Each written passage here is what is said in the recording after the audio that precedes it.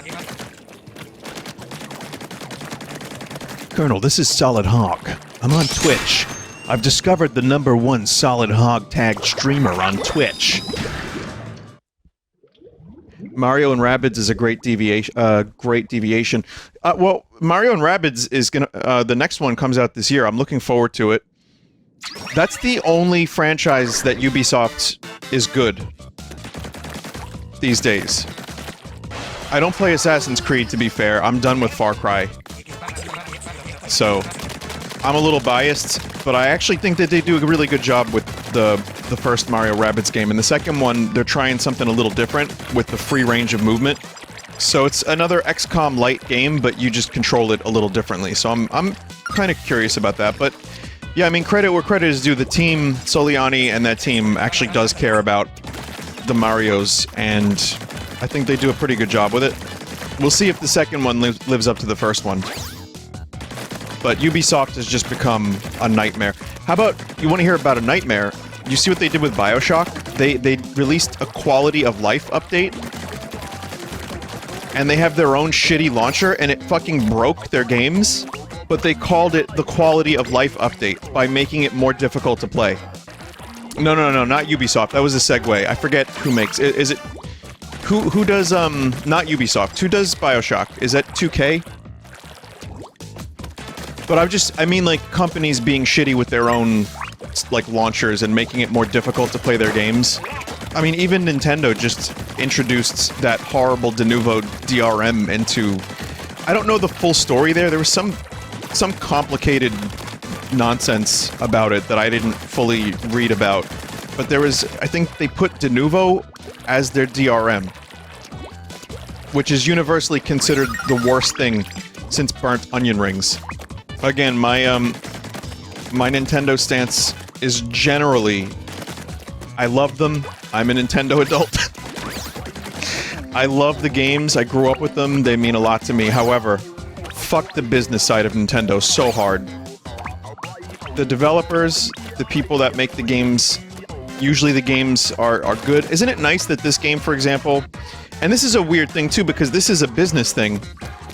Considering it's the year of our Lord, 2022, you'd expect almost this game to maybe have a battle pass and like piecemeal content. But it's a full-ass game that's getting extensive free updates and will probably, like Splatoon 2, get an extensive paid expansion. And it's like, yeah, you spend $60 and it's all here. It's still shocking to me that Nintendo hasn't leaned into that. I kinda, when I looked at this real quick, I kinda saw like a cartoon dude with his head up his ass.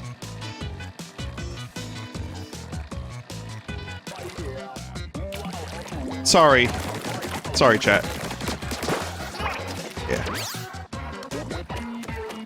There's also, the single player in this game is a really good way to get prepped and to get ready for the multiplayer. I don't know where I'm going. I'm dumb now. Hang on. It's gotta be up here. Oh. Alright. Gamers can't look up chat. I look up to gamers. The famous gamers of my day. Oh. It's like dogs can't look up. Anyone ever tell you that, chat members? That dogs do not have the ability to look up? That's gamers as well, yeah.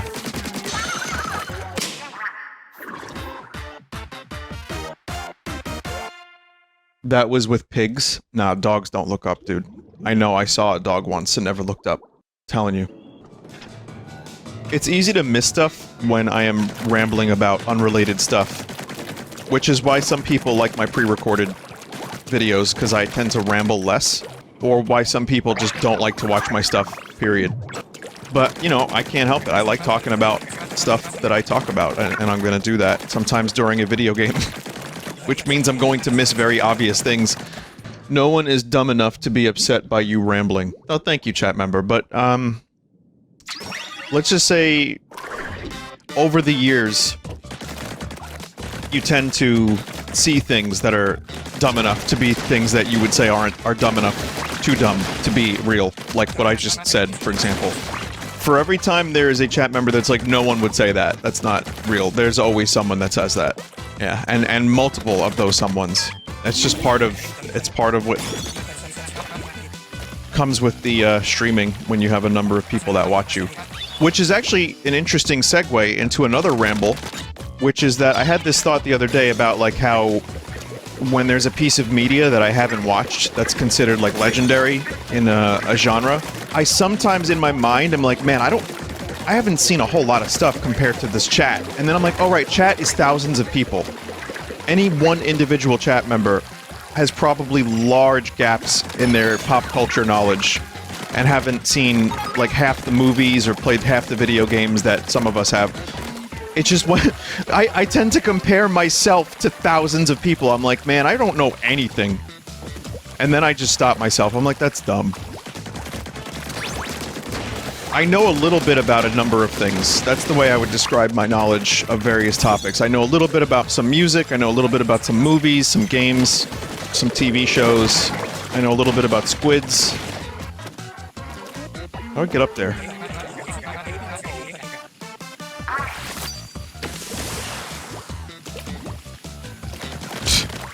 I almost got up there. Well, there's also people that work, like, treating water.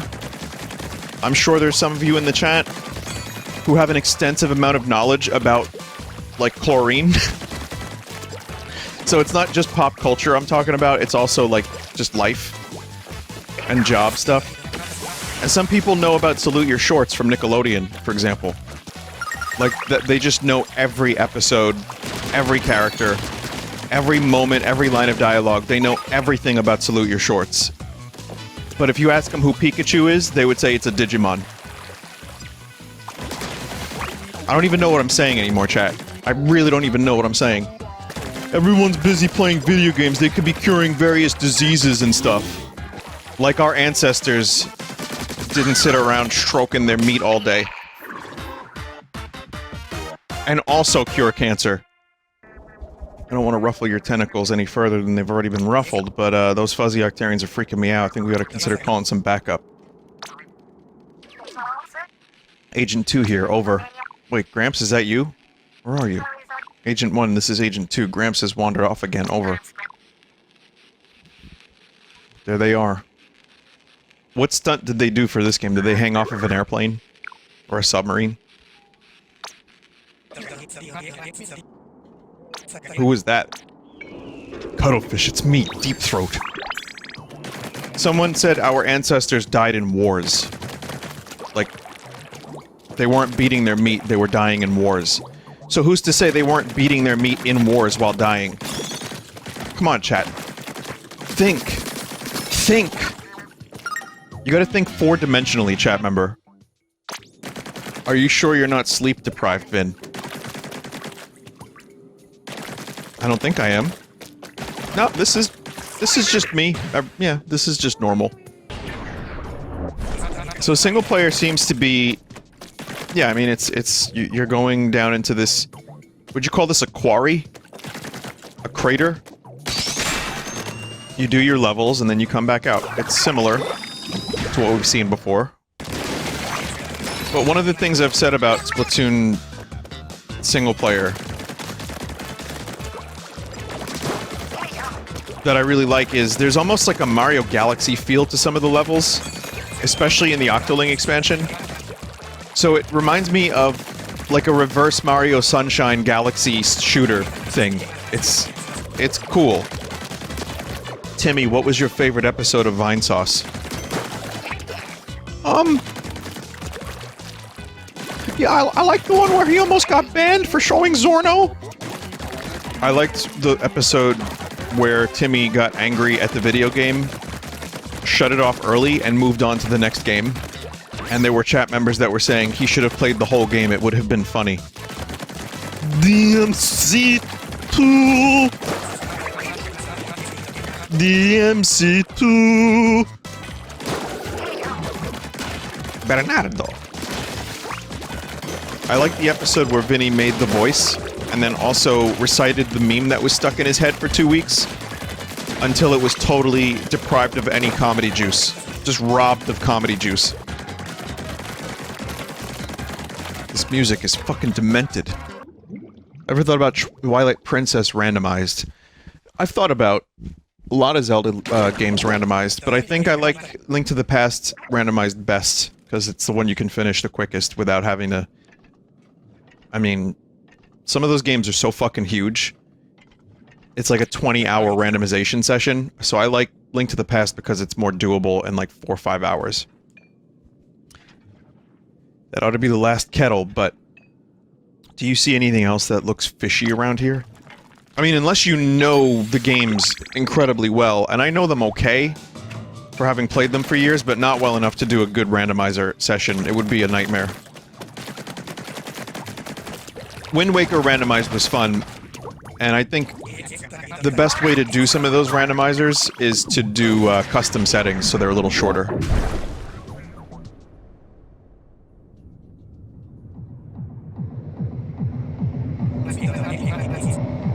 Something's headed this way. For a second, that looked like one of the Combine airships, gunships from Half-Life 2.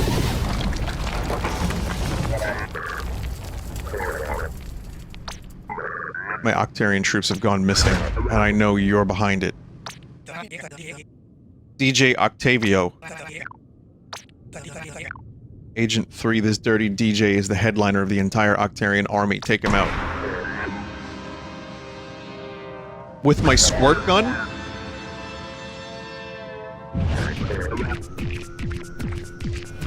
Oh my god. What? Are those sea cucumbers? It's wasabi? Oh.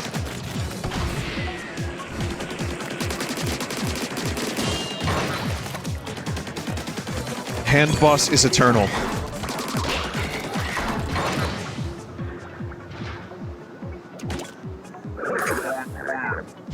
Think my beats suck, eh? I don't know what he said after that. Oh, he's actually sucking. For those that think this looks easy, this is the hardest shit I've ever had to do in a video game. Okay, no, I'm kidding. But what I'm not kidding about is that the Octoling expansion for Splatoon 2 had, like, scream-inducing difficulty in a couple spots. Like, actual Kaizo... Alright, not real Kaizo. Kaizo Light. Don't let it suck up your ink, is what I was told, is my advice. Is there anything around you could throw into the ink back? My fella.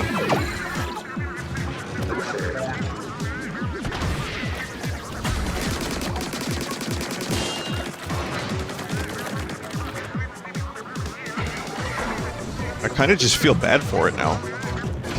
It could feel good, yeah, I guess you're right. He died for a good cause.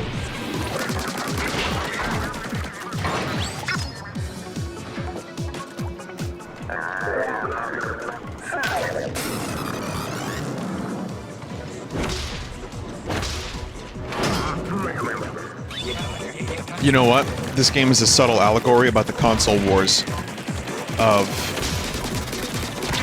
the late 90s into the 2000s. This dude represents the Xbox. You can tell by the X across the green X on his chest.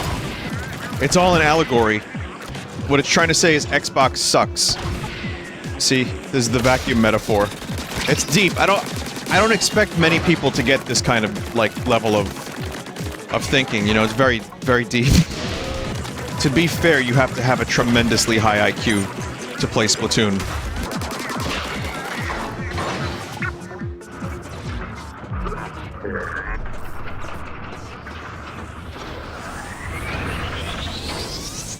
Well, the single player was good.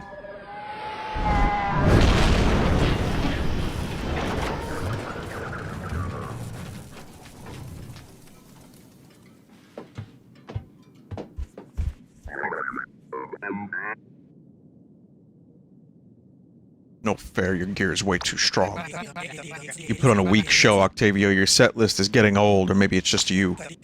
Seriously, that was too easy. It's like you weren't even using the great Zapfish's power. Muted fool, I didn't steal the Zapfish this time. What? You didn't? If it wasn't you, then who was it?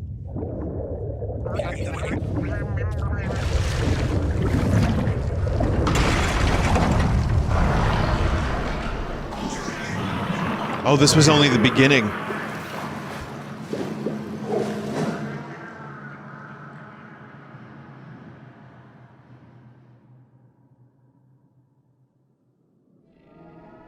Untul undurtutli. Sexy skeleton man killed the queen.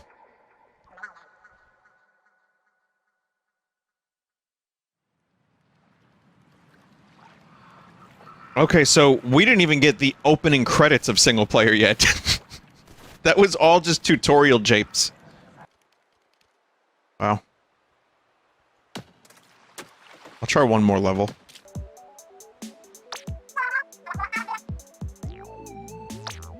So glad you're alright. You're Agent 3, right? Gramps fully enlisted you and your small fry? Yeah, I knew it. I see the look in your eyes that he's always looking for. Oh, it's nice to meet you. I guess we should introduce ourselves. I'm Agent 1 of the new Squid Splatoon. Hi, I'm Agent 2. Come on, Agent 2, get pumped. Anyway, one last crew member to introduce. This is our captain. We're the new Squid Splatoon. Okay.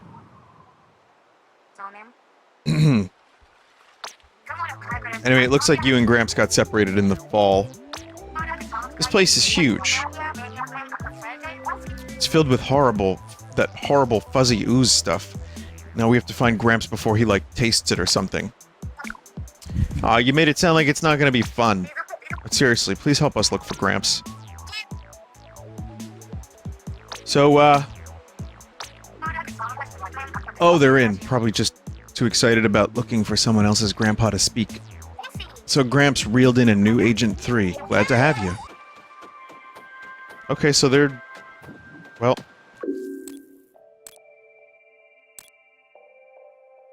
wow, okay. Cool. I don't remember, did Splatoon 2 have upgrades? I think... did it? I think it did. Yeah, but not like this. Poor choice of starting ink color.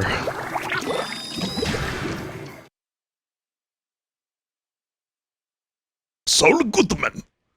System check, okay. Commencing biometric scan. No matches found. Commencing registration sequence. My name is Orca. I am what you might call a navigation system for Alterna citizens. Oh, where's that voice coming from? Welcome to Alterna, citizen. Please enter your identification to proceed. Your name has been accepted. Thank you for registering Agent 3. Looks like you're official. Each mission you must reach a goal mechanism or complete an objective. Extraordinary citizens will complete many missions and receive many power eggs. You can expect a substantial power egg payday in particular for this first mission. May your enthusiasm result in success, citizen. Citizen. So collect eggs, remove fuzzy stuff, and select a weapon. No fee.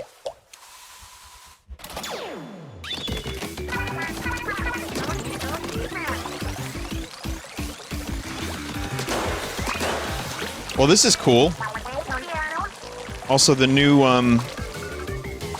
style of this location is cool.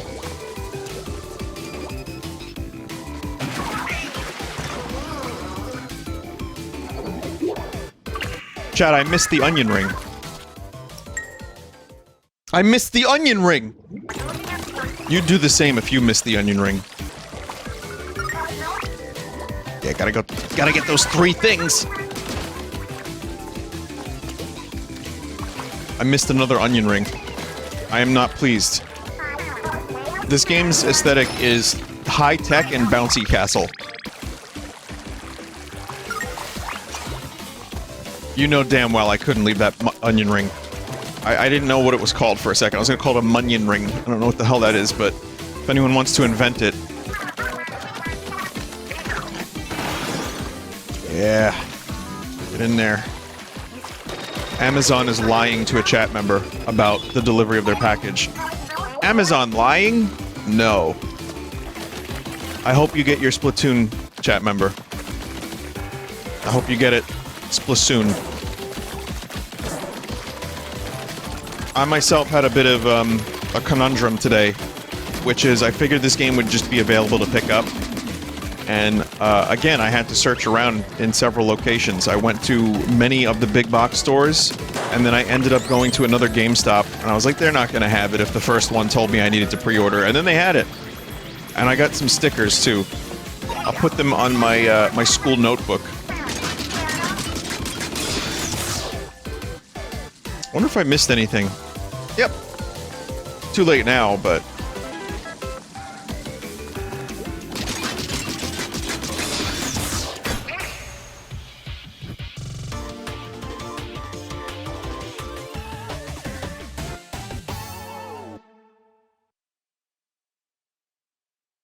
Okay.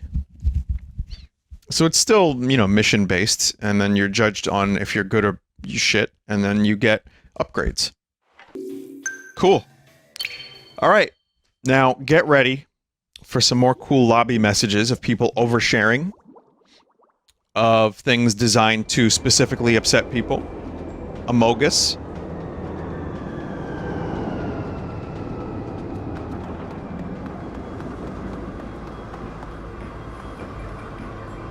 Okay.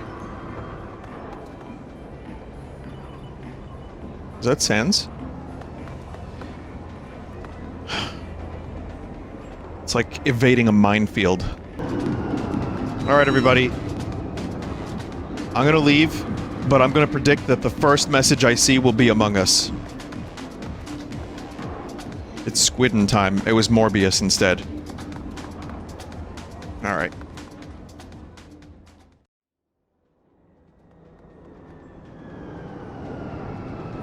Uh-oh. Chat. My goal is to get to the card place, but I want to avoid feet pictures.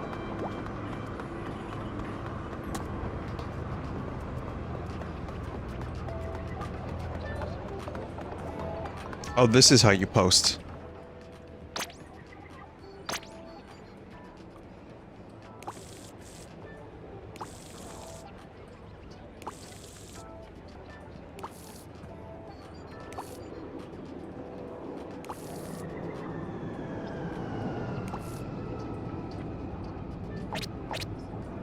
I wanted to try to draw this without undoing. I'm using a controller to draw a mushroom, chat. That looks awful. Can't have that pixel. Oh! Got it.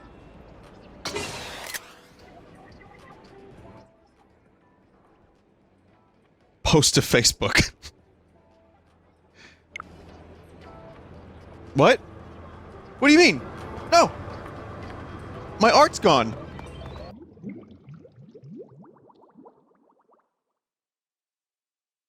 Wow, Splatoon has really changed since the FPS days, I know. Yeah, Splatoon is no longer a shooter.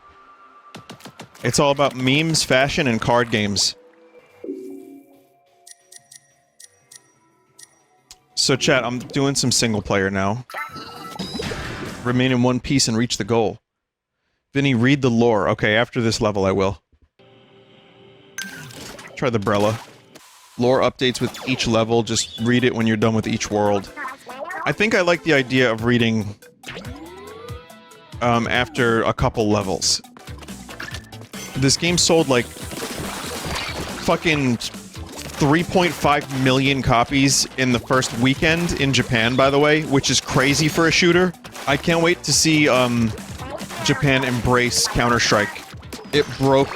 It outsold New Horizons. Yeah, it outsold a lot of stuff. Pokemon, Zelda, Mario. Absolutely insane how big this game has become. Once you start playing it, though, and you get into it with a couple matches, it's like really easy to understand the concept of Splatoon, but difficult to master. But once you do, once you get into it, it's kind of hard to stop. It's sold a Splatillion. Oh, I know that. You're combining the memes. So if you're wondering why I'm streaming today, it's because I won't be around until... Well, I won't be around until Thursday.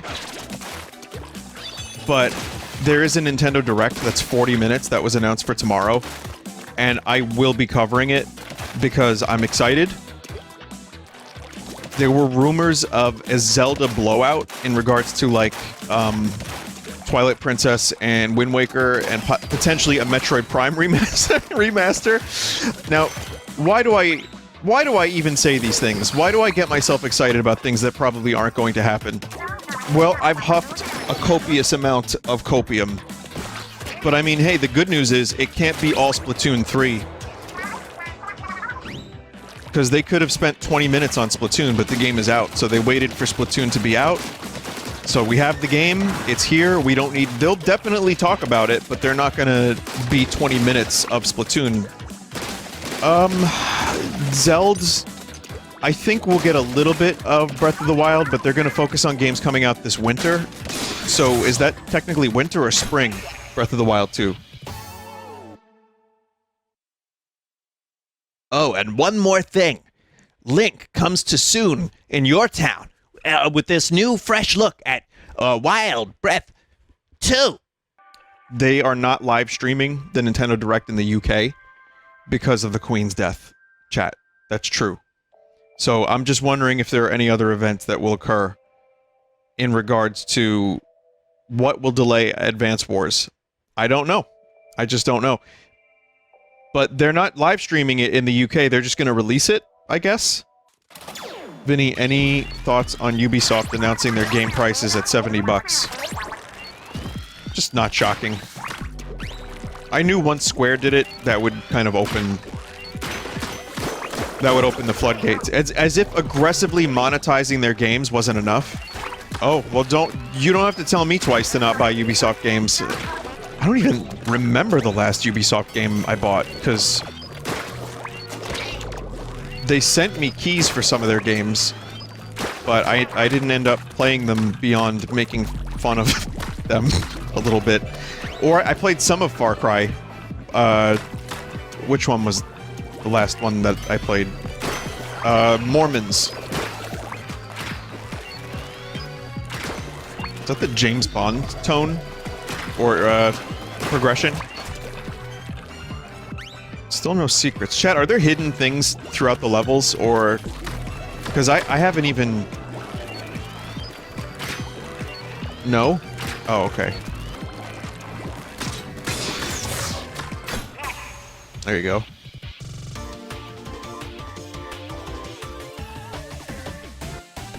They're on the secrets are on the overworld. Okay.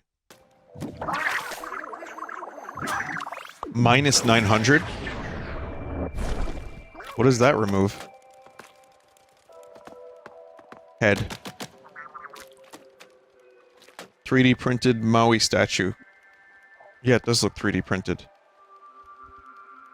Chat, why did I spend 900 on this? Was this just an alternate path? I want the statue for my locker.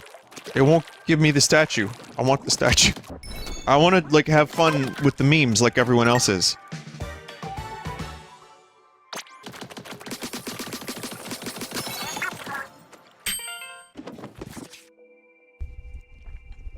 Visit a sparkling city of chaos.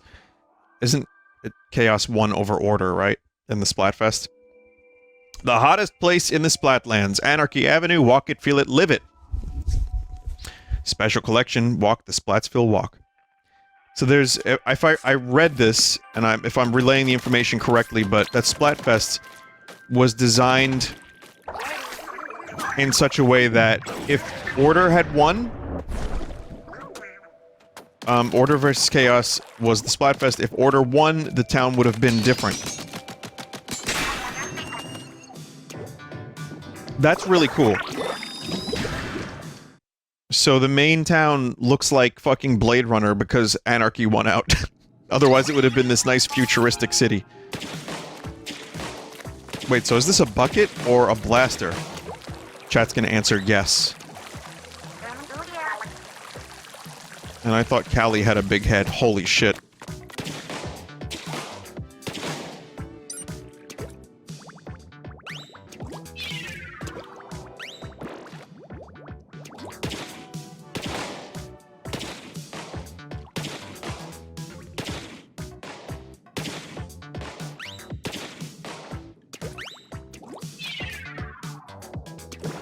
Bestplays.com. Bestplays, Splatoon2.com. gov.ru-afraidofthedark.com. Someone's gonna ink this head. It ain't gonna ink itself. Swim! Powerful swims. Feel like I've been pretty thorough? Oh wait, there's a whole section, a swath, even. And now you can admire your work. What a weird level this is.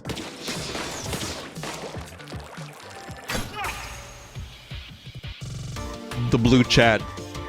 If that was a Skies of Arcadia Discovery, it would be called the Blue Chad. It was the opposite of Power Washing Simulator. Some of you know this if you watched my stuff. I cannot play Power Washing Simulator. I don't know why. I thought it would be relaxing and nice. Turns out, that game makes me want to jump out of my skin. Like, my skeleton wants to leave its fleshy exterior when I play that. It's unfortunate because there are a lot of people that love playing that, and they say it relaxes them. I wish I could play that for relaxation. I don't know what the hell, man, is going on, man. Oh no, the poor fish. Well, I'm assuming... I'm assuming just get everything. That one has a fro. There's 4 of them in a row over there. The area with the 4 heads are where the decoration is, okay. Survive for 1 minute. Oh, so these are not just go through level and platform and shoot. These are like... I mean, I know that already, but I'm just... kind of... I like this better. Just lots of different challenges. Chat is freaking out about this one. They don't like it.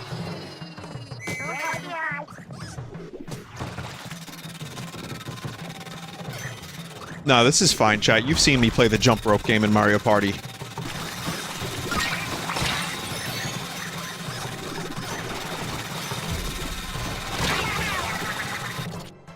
Wait, why did I spend money to restart from the checkpoint? There's no checkpoint here. Well, they're like 25 each, don't even bother. Well, this time I got it, because, I mean, if I just don't get all of those, and maybe just get a couple, my skills have improved. Watch this, chat room.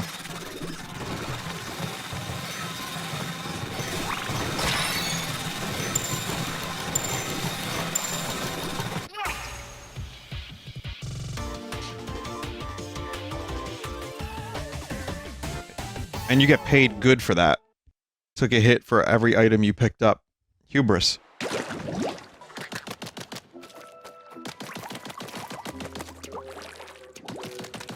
I'm looking for it. Chat, it's gotta be here somewhere. It's next to the place where you just were, where you did the jumping.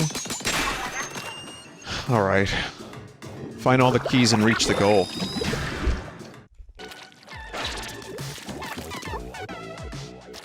Cephalopod. Prehensile cephalopod music.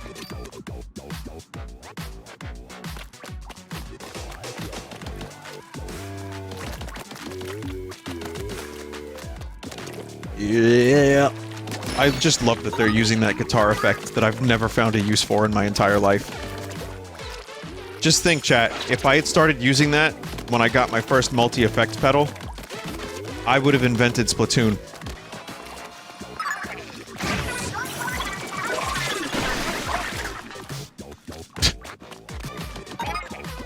Key discovered. Now, if only I could remember where to unlock.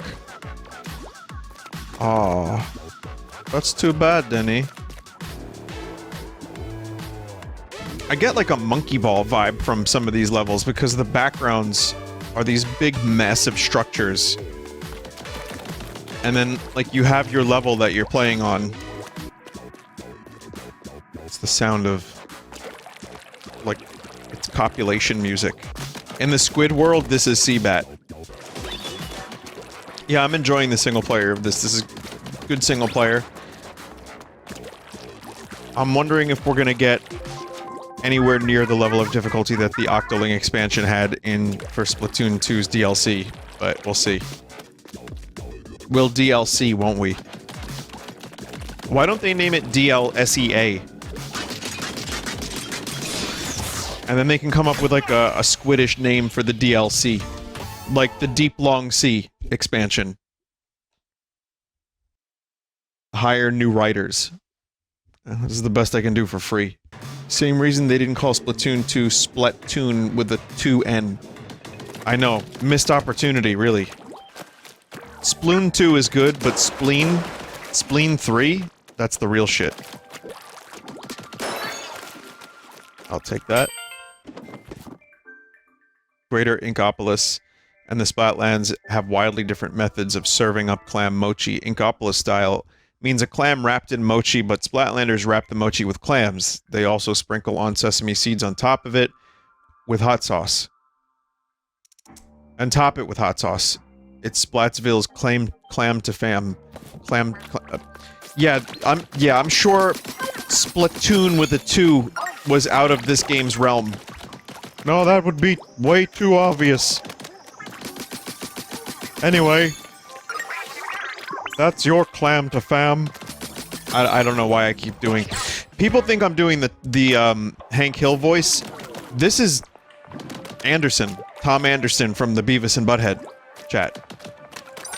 Now, some of you may say same thing, but there's very subtle differences.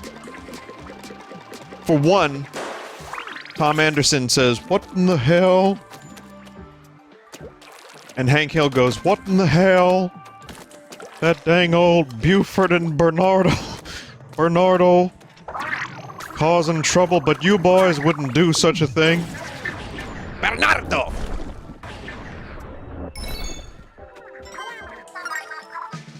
Yes.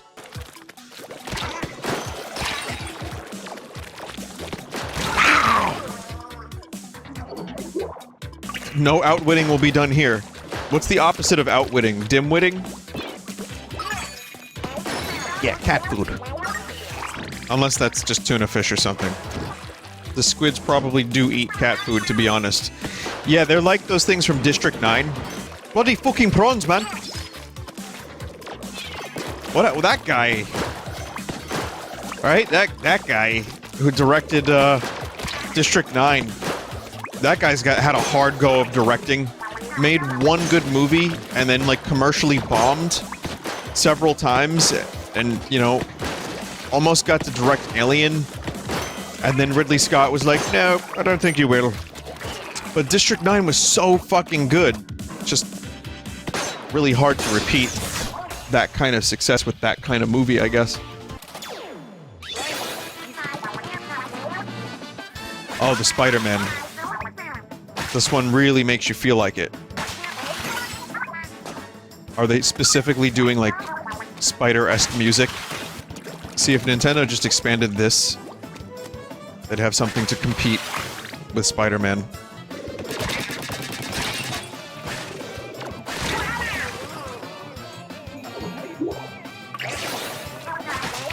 Yeah, stand there. I can't get a single fucking kill with this special, but as a single player level, holy fuck, it's fun. Chat, you know what this is, right? This is the dual claw shot from Twilight Princess. Except, you can just claw anywhere. I have it on good faith that Pikmin will be revealed at the Nintendo Direct tomorrow. That's right, Nortz told me, my alien. He saw into the future. Actually, he saw into the past when Miyamoto said Pikmin 4 is nearly complete, like 5 years ago. Did you ever glue his arm? Yeah, his arm is glued. In fact, it dripped a little bit, and now it looks like he's got some Splatoon ink on him. But yeah, Nortz is all fixed up.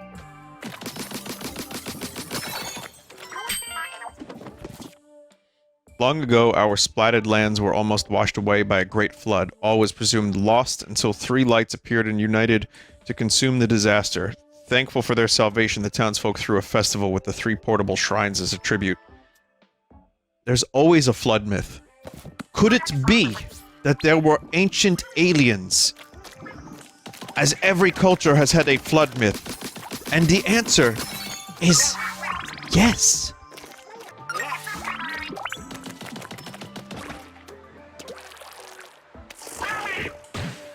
I don't know what I was hoping to accomplish by doing that. Work with small fry to reach the goal.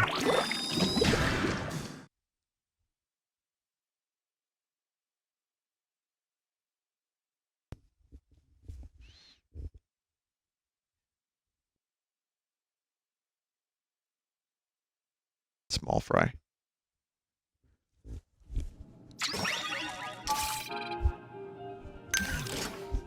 Even during a loading screen, if there's just silence, chat sweat frogs. Having a huge win like this late in Nintendo's career is like a band reuniting in their 60s and having like an amazing album. Like Tears for Fears. I mean the series of Splatoon itself. Like, I know Nintendo has no shortage of like amazing franchises that like have come out of, you know, all their years of making games. But hear me out. Hear me out.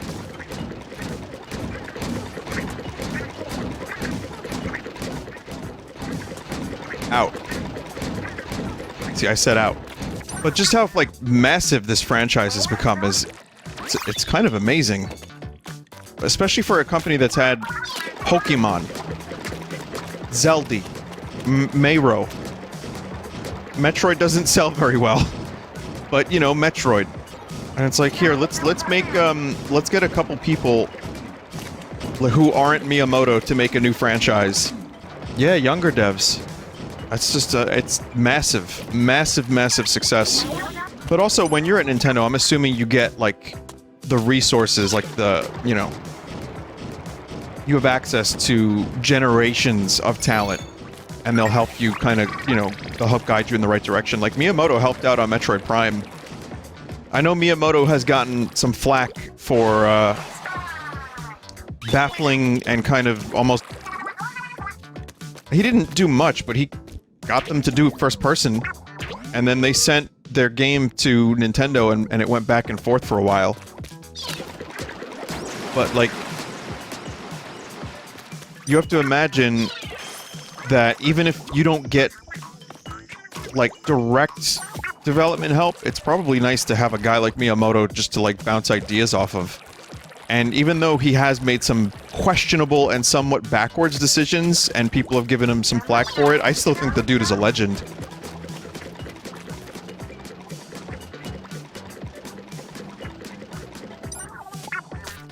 And, he has, you know, with Star Fox 2. Not Star Fox 2. We don't talk about Star Fox 2. But Star Fox in general, like, he also, if I'm not mistaken, he helped spearhead the initial, like, team to help that become a success. Like, you know, took the technology and was like, hey, let's make a rodents in space. By the way, when Star Fox 1 came out, I thought Star Fox 2, the subtitle was going to be Rodents in Space, because my cousin told me that. He did, he helped kill Star Fox 2, yeah, that's true. We've got to be honest about the man, you know, like, sure, he's done some amazing things, but then also, I mean, to me, he was just kind of doing his best with what ostensibly was a bizarre control system that just did not click for people. And by then, Nintendo had committed to this idea so fully. Actually, that's not true. By the time Star Fox Zero was done, they probably could have delayed it for the Switch. But then they would have had to do a completely different control scheme. Whenever you have a cousin story, they seem less real each time. I mean, I knew it was a joke. The rodents in space thing, I knew it was a joke, but we actually tried to write a letter to Nintendo. I don't remember if we ever sent it. But it was like, hello, is it possible we could have a copy of Star Fox 2 Rodents in Space? He might have just been fucking with me, and that letter was never sent. He also was the same cousin that told me that cream soda was going to be outlawed. And that there would, like, the world's cream soda supply was about to run out. And I started, like, losing my shit. I went ballistic. I was so upset at even the mere thought. The insinuation that we ran out of cream soda. It's... Yes, once again, chat, it is never the club cousin. I had no relationship with that cousin at all. Zero. Yeah, he turned into a frog. He did, yeah. Live wild, live free, we do whatever we want. This town is a melting pot, so let's stir things up. I'm tired of folks pretending to be cool. I want to get so fired up that I boil over. Oh. I guess that fits the seafood theme. I think I only have one more level, right? I mean, we can read that. Let me just do the one last level, then we'll read it.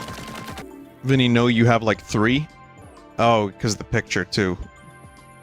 Alright, well, I'm done with the game for tonight. I want to switch to Resident Evil, so let me read this. Before long, the entire Earth was embroiled in a conflict. In the end, nearly all life on Earth was wiped out. As humans squabbled, natural disasters intensified, and volcanic eruptions leveled cities. The sea rose and began to consume the planet. Humanity experienced a mass extinction event. Soon, the surface of the Earth became a barren wasteland, completely inhospitable to life. Babby's Squid Game, by the way. Error. Against the odds computed to be 42,791 to 1, some humans survived, therefore the planet was only nearly completely inhospitable to life. These survivors found shelter in a vast cavern created by a cataclysmic volcanic eruption. The cavern provided shelter, and a massive pool of accumulated seawater provided life. For a while, humanity was being decimated, marine life flourished. Oh, for a while humanity was being decimated, marine life flourished. All manner of squid, octopuses, and jellyfish had propagated in the deep.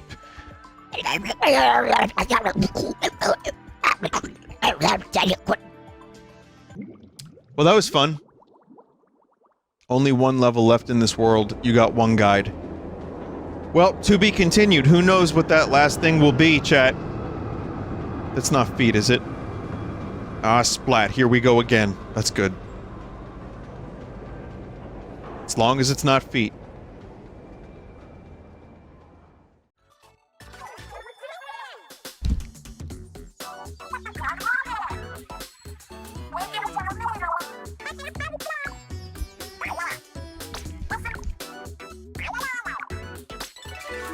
This is unskippable. Now I can listen to the thing.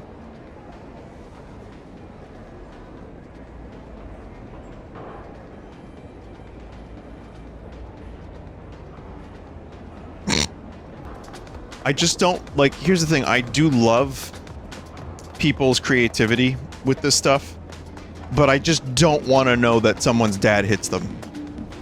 And I especially don't want to see that on my stream while I'm live. Or someone's very particular fetish that they're disguising as, you know... Anyway. Chat, would it be a good idea for me to, clean up all the gack? You don't have to. Okay. Game is still set to 7 days to die. Chat, can anyone confirm if that's true? I don't believe, because I remember changing it distinctly. Fuck. Distinctly, I say to myself, I forgot to press the button. That's the problem. I entered the name, but then I didn't press the button. So we're looking for secrets, but also there's one more level here, and then we can move on to the next continent.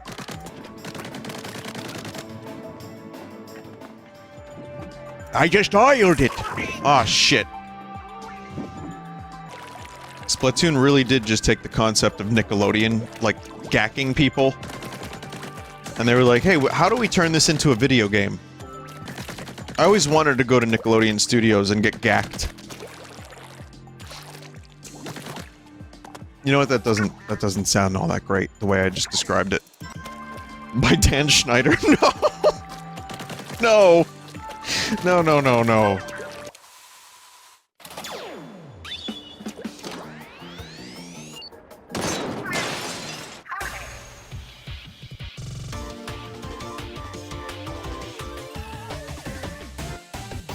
Okay. That was an easy one. Now check the lore.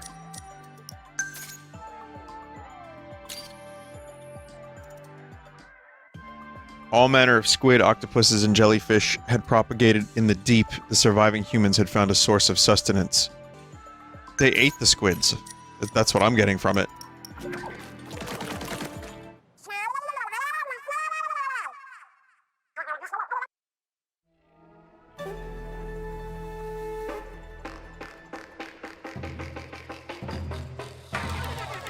So dramatic.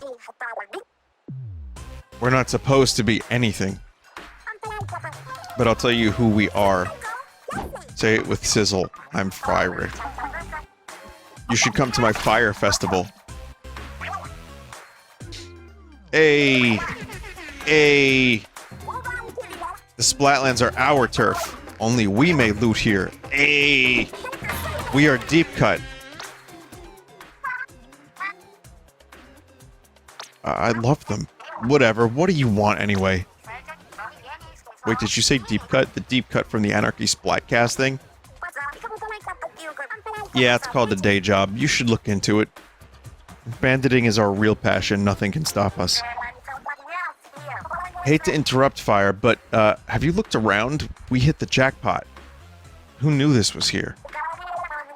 All this time, treasure was just sitting here under this crater. And now it's ours for the taking. Hey! So are you gonna try and stop us or what? Because you totally can't. We're taking all of it for ourselves. Someone said this is the most Gen Z game ever. Is it though? Because, I mean, I wouldn't say ever, but there's definitely elements of it. It's like they rehearsed this whole thing. They're total pros. They don't seem scared. What do you have to do to scare someone these days? Hey. Not that anyone asked, but I'm over this conversation.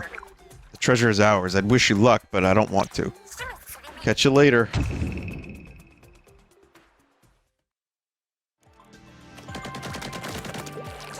Okay. My life feels that much more enriched.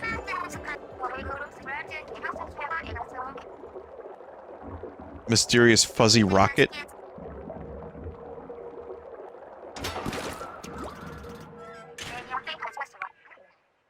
Second Sight has a lot going on, doesn't it? Getting a strong reading from way up there.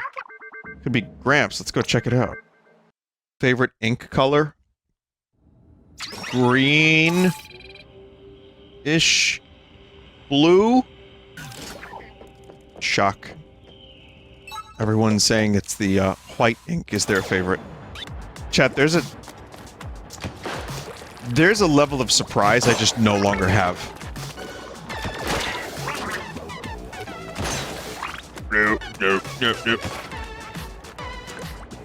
I'm predictable too, though. Like, as much as I say chat is predictable, you kind of know what I'm gonna say. If the word is funny, if an accent is funny in a game, if something is like it's seriously just like Beavis and Butthead level of predictability. You said wood. I'll get up there.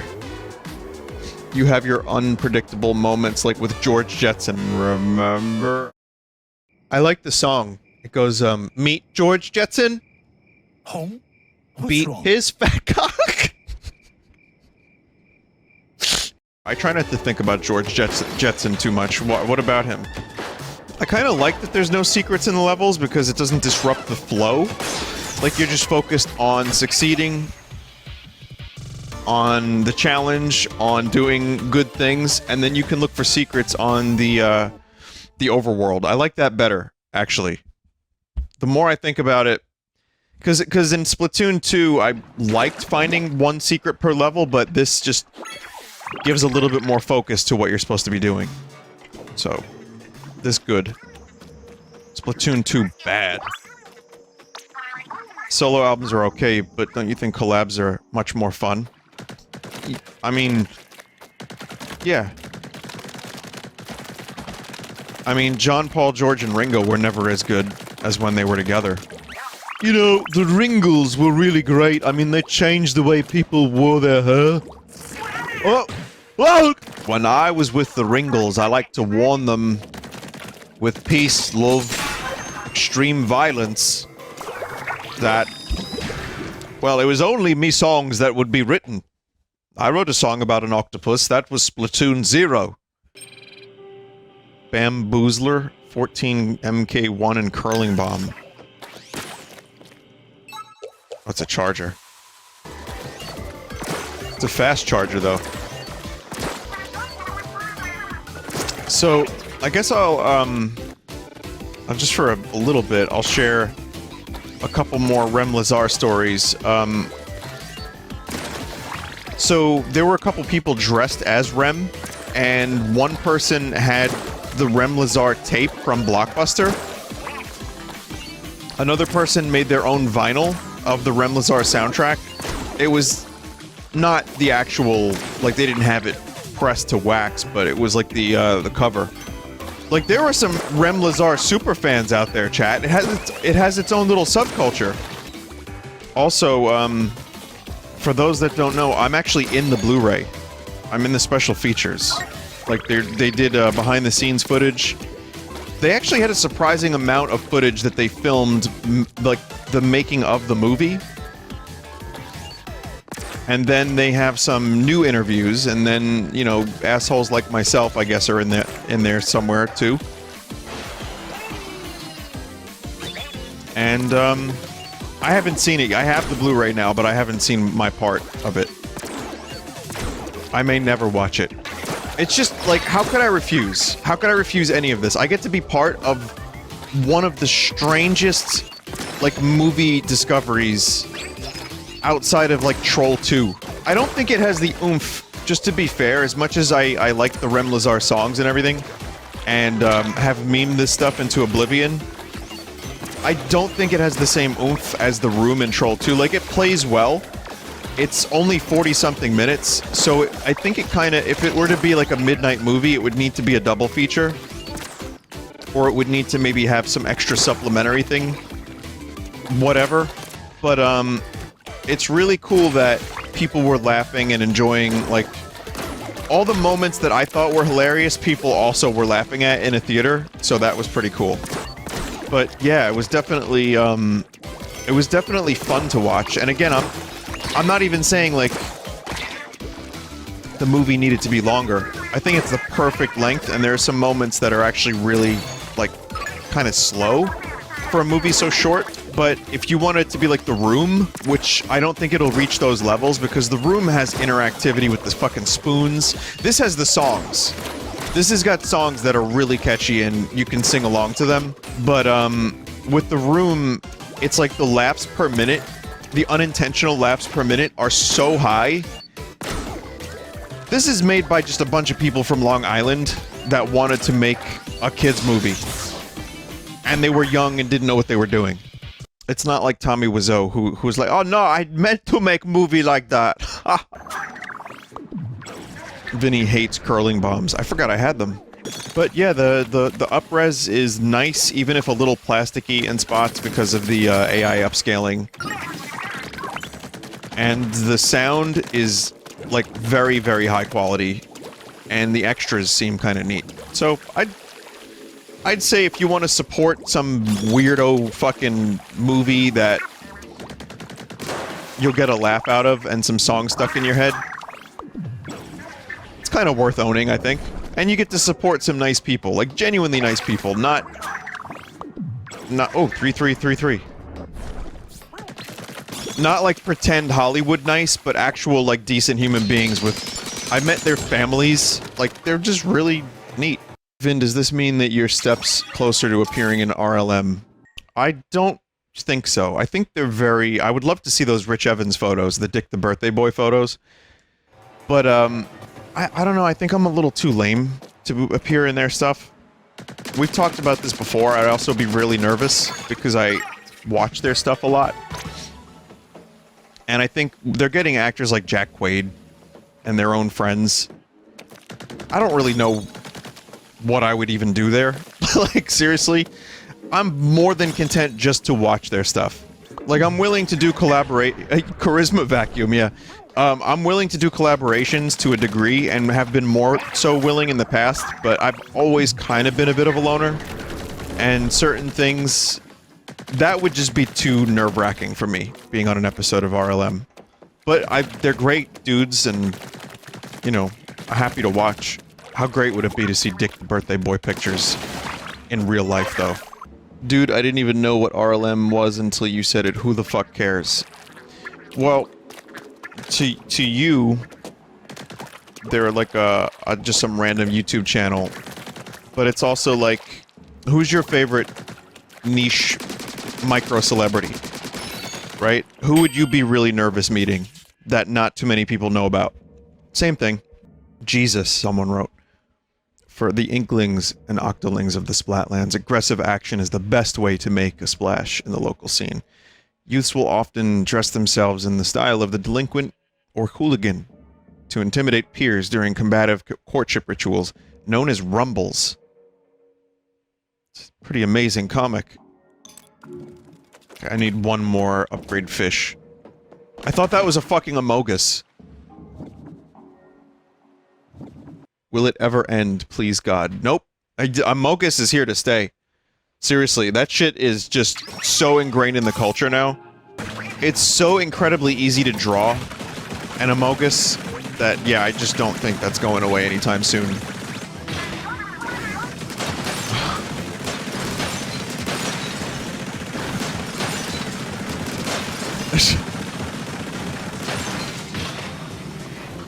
The absurdity. This game could have monkey ball levels. And you just play as Crab Tank in ball.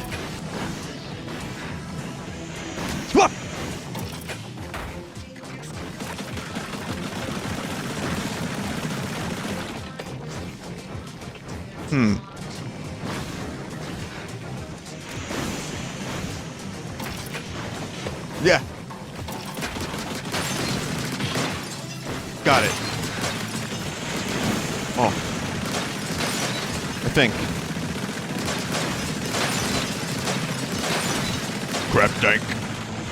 Whoa! It's like, hey, we have this crab tank as a special in the game. Just put it in the single player, too. It's pretty cool. Did you see Sakurai's video on presentations? It had a hidden Amogus. Huh. No, I didn't know that. I hear Sakurai just hit 1 million subscribers, though, which is pretty fucking crazy, but also well-deserved. I mean, he's just an entertaining, interesting guy. So what's your excuse, Mr. No Gold Play Dildo? 1 million on Twitter, 100K on YouTube.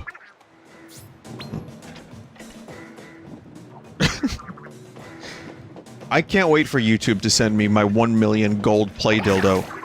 Sakurai, yeah, I heard that Sakurai played Sonic Frontiers and that he loved it. Listen, Sonic fans, I hope the game is good. I want you to be happy. Because I know that life as a Sonic fan is filled with lots of challenges. Mario fans usually are eating good. We don't get as many games. I feel like we have to wait a while. Or Nintendo's just like, make your own, and they give us Mario Maker, which is cool. Sonic fans get a lot of games, but I feel like the cycle is just, like, people complaining. Or making, or complaining about other Sonic fans. Or complaining about complaints. It just seems like it's not a whole lot of fun. But I do hope that Sonic Frontiers is good. There are parts of it that look cool. There are some things I've seen that don't look so cool. But if Sakurai liked it, that already is a nice thing to hear. Meanwhile, we have footage of like 30 seconds of Tears of the Kingdom, which I'm getting used to saying. I thought it was like kind of not great at first, but as a title. Anyway, the point I was making with Zelda is we've got footage And already all the YouTube channels are scrambling to get 30 minutes of content out of the 30 seconds of footage. I mean, whatever I looked at when I saw those 30 seconds looked fine to me. I watched, I forget what channel it was. Maybe it was Zeltic that did a video comparing the exact locations from Breath of the Wild to Tears of the Kingdom's locations. And it's like, there's a new mystery cube on the horizon. What is the mystery cube? I do like Zeltic's channel, but there's a part of me that while I was watching that video, I was like, do I need to watch this? You must use a limited amount of ink to reach the goal. Okay.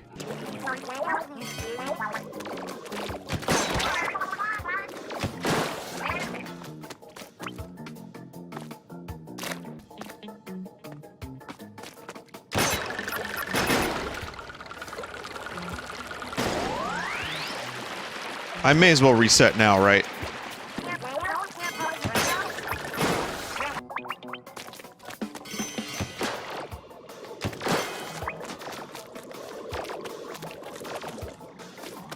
For a minute there, I forgot what I was doing. I'm like, oh, I'll just shoot them.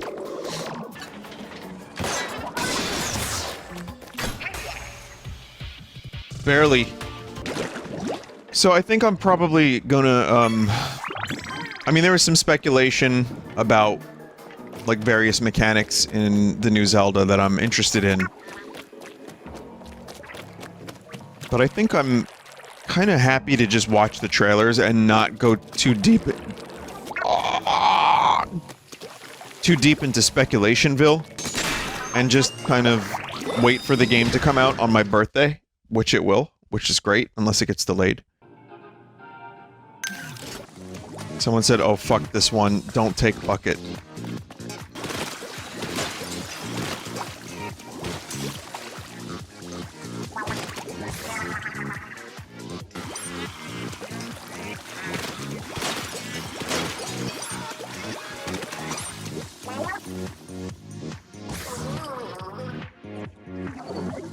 Yeah, that's kind of... That one's kind of tough, isn't it?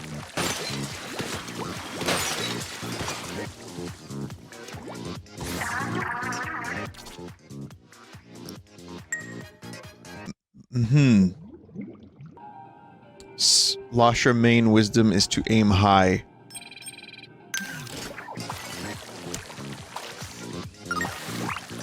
Depth perception. Onion rings confuse it.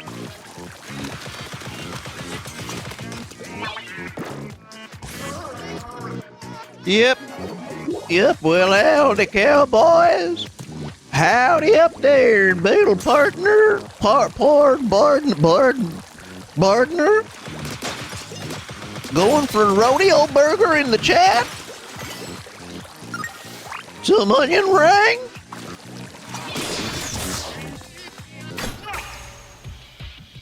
And I almost kind of... I mean, yeah, it was a huge difference using the jet squelcher because it was better.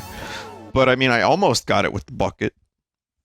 Well, I almost got it with that bucket there. Vinny, not trying to coax you into buying Kirby Return to Dreamland Remake, but there is no full sauce of that game. You...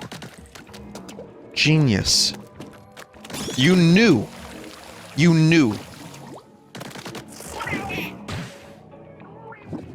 That if you talked about Snoop Dogg, that it would be Zavid.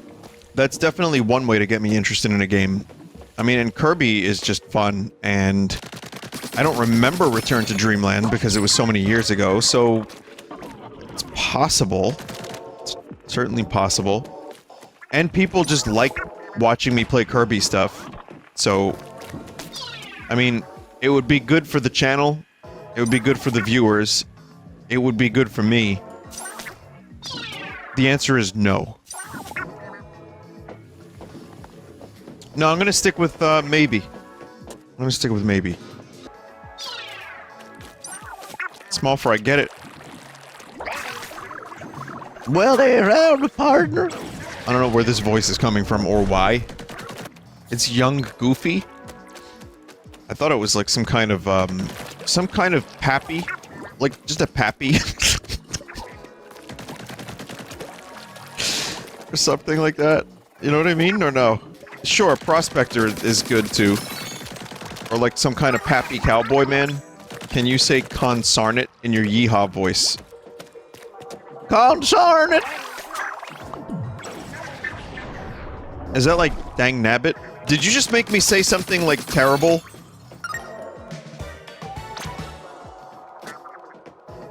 I can see the Twitter post now. This guy said consarn it. I can't believe I'm gonna do this, but I'm going to Google the word consarn it. Consarn it. Like I'm not worried about it, I swear. It's actually 2 words. It's consarn it. Derived from the exclamation consarnation, a dialect pronunciation of consternation, either from a dialectal variant of concern or possibly from an alteration of confound it. Consarn it is an interjection, a mild oath. Okay. That helped. What does carn sarn it mean? 3 words now. An exclamation of frustration or exasperation. What the fuck? There is no formal agreement on this phrase. Like, the World Language Committee has not come to any kind of formal agreement. It just means damn it. That's what I thought. I thought that consarn it, a chat member is licking their chops right now because of this. Like, hell yeah, I just derailed a stream. But yeah, I thought it was also an exclamation of some kind of, you know, like damn it, exactly. Like dang nabbit. Wasn't Nabbit an angry beaver? That's Norbit, Daggett, and Norbert. Wasn't Eddie Murphy Norbit, though?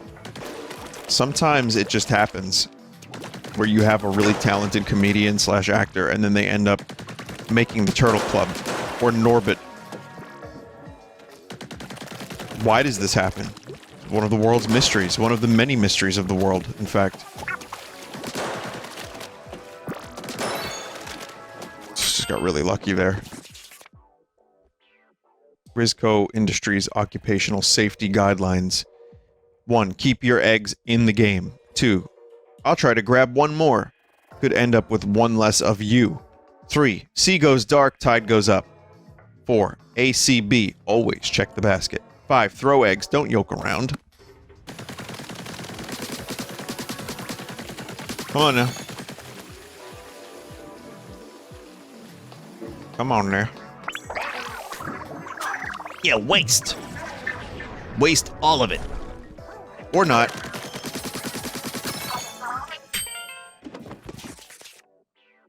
The lobby I've built doesn't have a single standout feature, because everything in there is feature-worthy. If you don't have the greatest turf war experience ever, I'll eat the smaller of my 2 claws.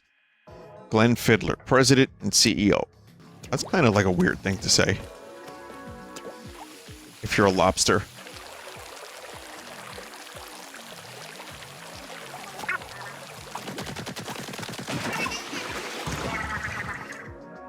If you're a fiddler crab. Oh shit, where was that? Vinny, how many times have you think you've heard the song Sussudio by Phil Collins in your whole life? That is like some American Psycho shit. I would put you on a watch list if I could, based on that one question. Don't just stare at it. Bang, bang.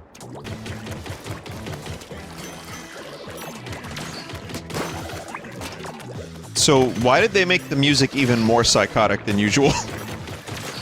I mean that as a compliment, even if it doesn't sound like it. Bang, bang.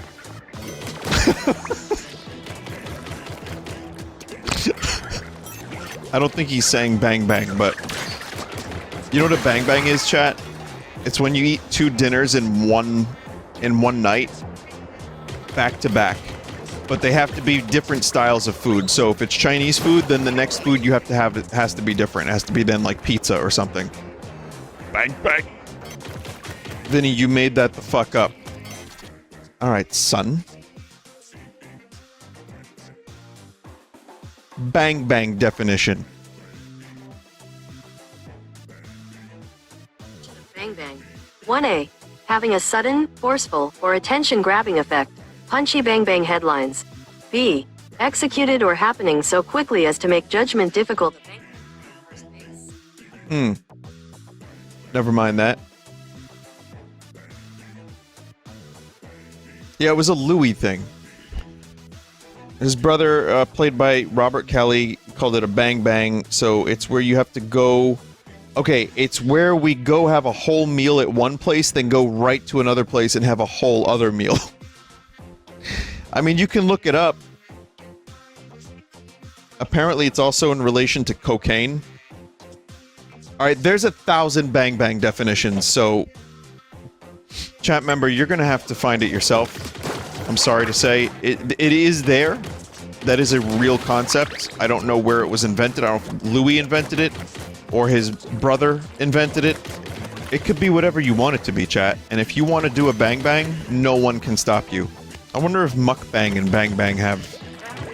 if there's a reason they have that word in common. Bup step. Oh, burp step, yeah. Cool error messages.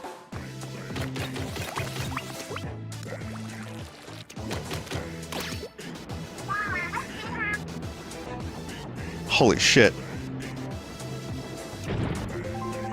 Well, that was a surprise. Dare I say this is the best level yet. Because you get burp step. Maybe one of the best songs I've ever heard in my life. And then you also get, you get a maze that shifts in a cool way. Oh, I wanted to recommend a video. Liam Triforce did a 2-hour video on Mario 64. And, like, it covers lots of stuff. Negative emotional aura, it covers just the game itself, its influence, its impact, the controls, the levels, the music. It covers 3D platformers before Mario 64,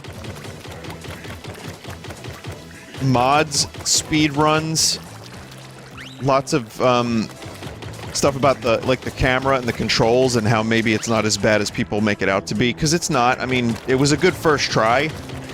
I think it's kind of rough by today's standards, but at the time I didn't really fight against it so much, or didn't notice it as much, because it was the first 3D platformer and that I had played, and it was really pretty damn intuitive for its time. I mean, you get used to it, but it's obviously been improved so much in further 3D platformers. But anyway, Liam's video is great. He even mentions corruptions briefly. Which, you know, that's just... my jollies. It just activates the jollies. To this day, I still wish we would have gotten Mario 65. But have you ever really thought about how many cancelled projects we don't even know about? We think we're so clever because we have some leaks, and that's great.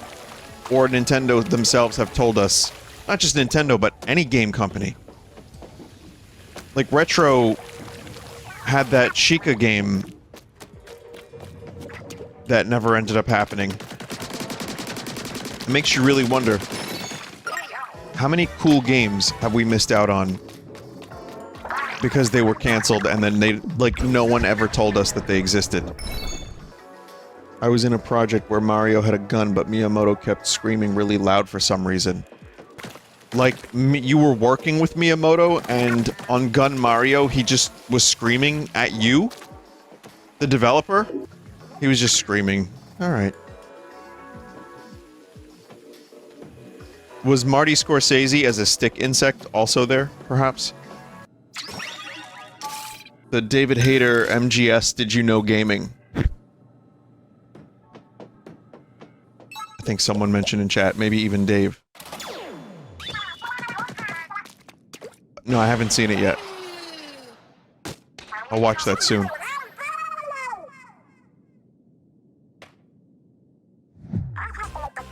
You're pretty tough, I can tell. How about this? You call it quits, join my crew, and we split the treasure. children shooting each other with ink. You want to resolve this Splatland style, huh? Fine by me. Dance battle to the death. Eels! Get your wriggly butts out here. No, don't say eels and wriggly butts in the same sentence.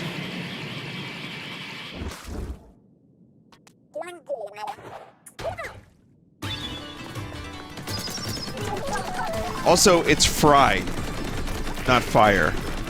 But my brain likes to fill in the Y after the F. And I just like the idea of the Fry Festival. Fire Festival. He finally noticed. I noticed. I did it. I had a friend that couldn't pronounce Todd McFarlane, or just didn't want to read it, so he called him McFinley.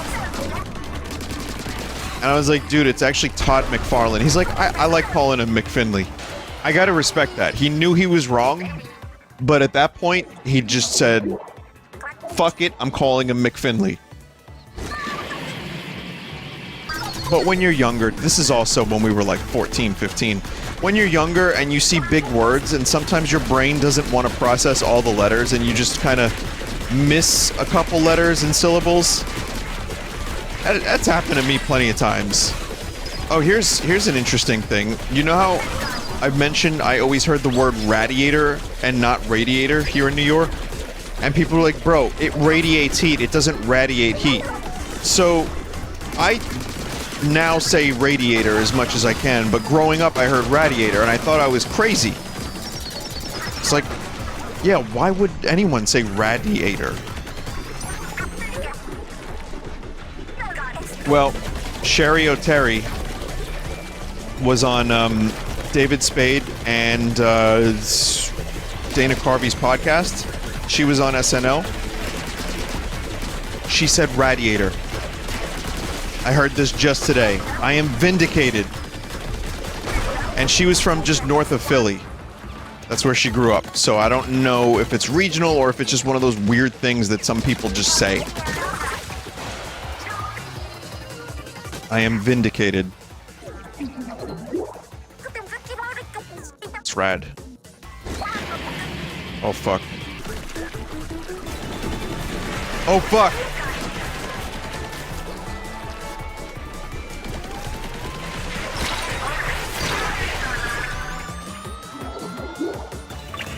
Damn, I had my special I was gonna use, too.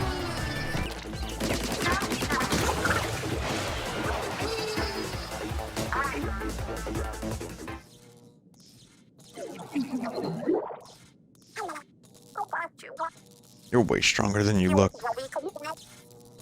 You haven't heard the last of Deep Cut. Bet you'll miss me.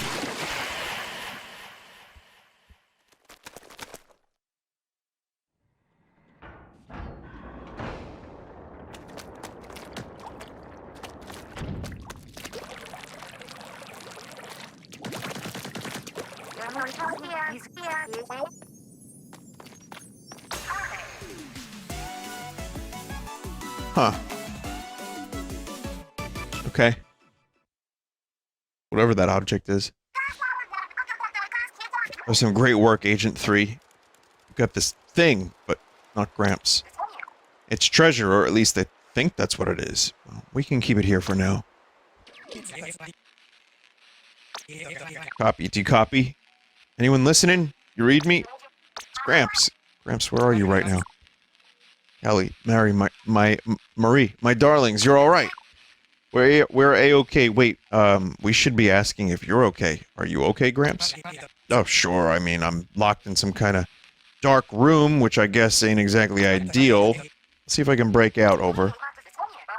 Don't do anything too rash. We're tracking your signal right now, and we're on our way. Call us if anything happens. So glad he's okay. Come on, let's take a look at the new readings from his signal. If you want to go back to the previous kettle, just open the menu. Might be useful at some point. Rise of civilization again.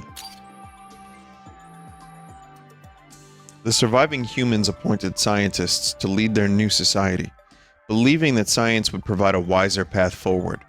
Fully empowered, these scientists took on a monumental task of establishing a sustainable ecosystem within the cavern. They dubbed this new society Alterna and began the process of recreating the Earth they had once known. Of course, not even scientists are immune to nostalgia. The humans began constructing large 3D printing operations. This allowed them to recreate some of humanity's favorite artifacts within the confines of Alterna. They were 3D printed heads! Additionally, they created a robust information management system designed to indelibly record all of humanity's precious knowledge.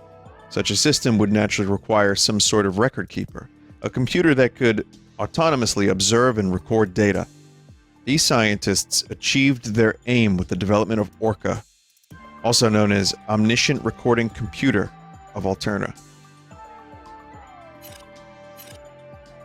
Damn, Splatoon has some fucking deep-ass lore.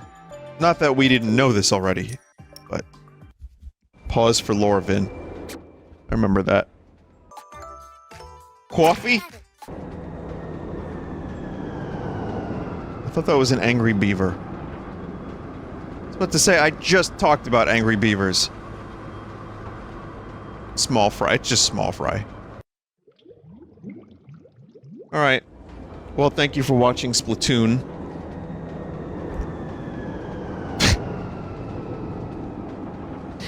Imagine, for a moment, you are a chat member.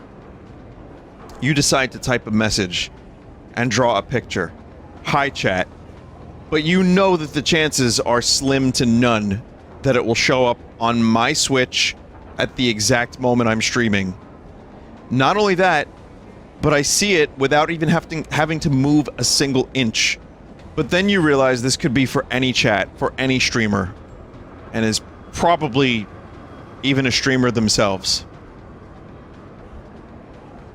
And then the odds shrink ever so slightly. Well, Splatoon was fun.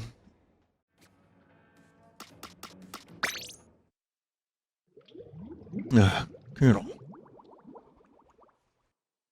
Yeah, we'll do single player now.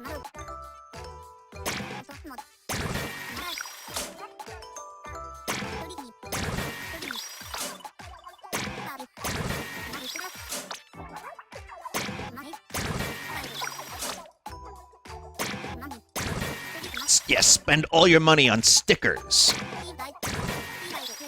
Spend all of it! Did I really spend 36k on a sticker? Dude, why did I do that? Huh.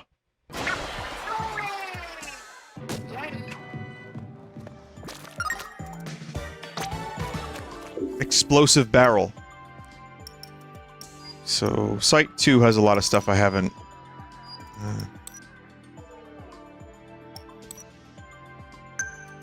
Did I did this, right?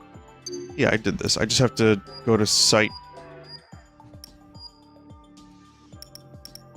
3. If there's time at the end, I'll do some salmon run, but for now, I'm not worried about that. I'm like... I want to do the single player, because single player... Obviously, I could stream this game endlessly, but the single player is the stuff that has a definitive end. And I like it. I feel like I should focus on that more than multiplayer, as much as I enjoy playing the multiplayer. It's slippery out here.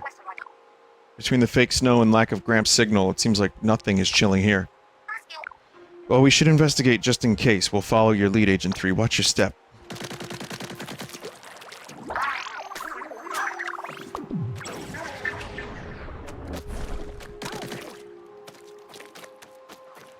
Gack waste. Climbing the corporate splatter.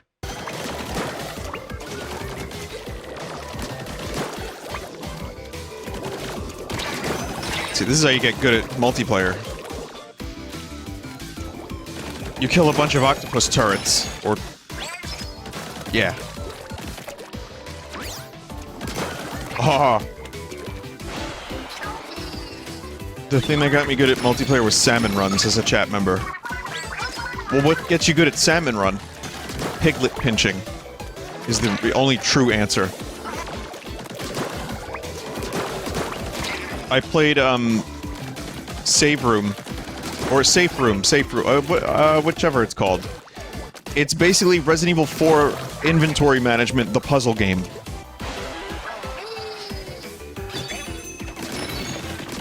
It's surprisingly good, and it's like $2.50. It's like $2.50. So, that was a surprise. I was like, how do you turn this into a full game? Well, it's not really a full game, but like, it's about an hour or so, depending on how good you are at the puzzles. And it's like weirdly addictive and good. So that'll be on full sauce soon. I also finished Betrayal at Club Low. I got 1 of 10 endings. Well, 2 if you count me failing. And that game has like a lot of replayability because there's so many different endings and ways to approach it. And game modifiers too. So like, there's one game modifier that makes the dice rolls on the various tasks like just weird. It's the best way I can describe it, just weird dice rolls. But it's awesome. I liked Betrayal at Club Low a lot. And there's a part of me that wanted to even do another run. But I doubt that would happen just because I have so much other shit that I want to play. But it is probably worth doing that if you end up getting the game yourself. High recommendation for weird, interesting storytelling with dice mechanics. If you're into such things. Splatoon 1 and 2 had campaign mode. Splatoon 1 was not as elaborate. Splatoon 2 was kind of similar for the expansion, the Octo expansion, chat member. But yeah, there's been a single player. I just feel like it's gotten better each time. Do you remember your inner Agent 3? I try not to think about it. We got any Canadians in the audience? Canadian Bacon is a great movie. I think Dan Aykroyd showed up in that one. They had a bunch of, like, bad language on their truck. And Dan Aykroyd made them write it in both English and French. I mean, it's not as good as Dan Aykroyd's masterpiece, Nothing But Trouble, but it's pretty good. Thoughts on poutine? I don't think I've ever had proper poutine. It sounds awesome. It also sounds like time to sleep. Eat poutine, take nap for 4 hours. Poutine, please! Vinny, have you ever had Tim Hortons? We have, like, 4 Tim Hortons local. And there's plenty more in New York. For some reason, we just got a bunch of Tim Hortons in New York City. I don't know why. I think their coffee is not as good as people say it is. And I've heard the reasons for that is because the Burger King parent company bought them out. But I think their pastries are actually better than Dunkin' Donuts. Yo, I actually did have Burger King. Their fries, and I avoid Burger King as much as possible, but I was hungry. It was one of those situations where if I didn't eat that, I wouldn't have eaten for hours. Their fries are fucking terrible. I mean, the burger was fine. It's fine. The fries were god-awful. They used to have, like, the best fries when they were barely even potato. Like, when they... Yeah. When they barely resembled potato, and they were just these weird, like, mutated strips of hard, I liked them a lot better many years ago, but they're just fucking terrible, in my opinion, at this present moment in time. Thoughts on Arby's? I've only had Arby's, like, 3 times in my entire life. So what are my thoughts on it? I have not enough experience with Arby's to really give you a full overview. I'm sorry to say. I just don't remember what it tasted like. I don't remember hating it. If we're talking about fast food. Tell us how much you love White Castle. Listen, mate.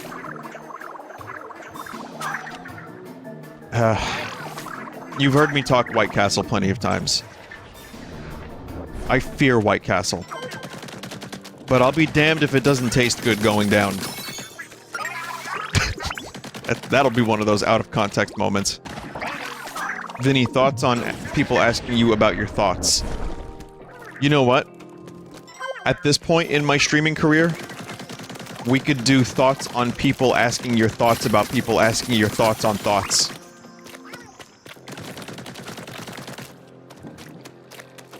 Because that question has come up many times. Thoughts on following Hot Dad on Twitter? Chuck and I were talking about how, Chuck is friends with Hot Dad. I have yet to become friends with Hot Dad, but we are aware of each other's presence, and we'll be participating in a charity event together soon. Not doing, like, a collaboration, but we'll probably, like, say hello. I think he's a funny dude. His Twitter post today made me laugh, and I liked the Granny Cream song. Yeah, that was him.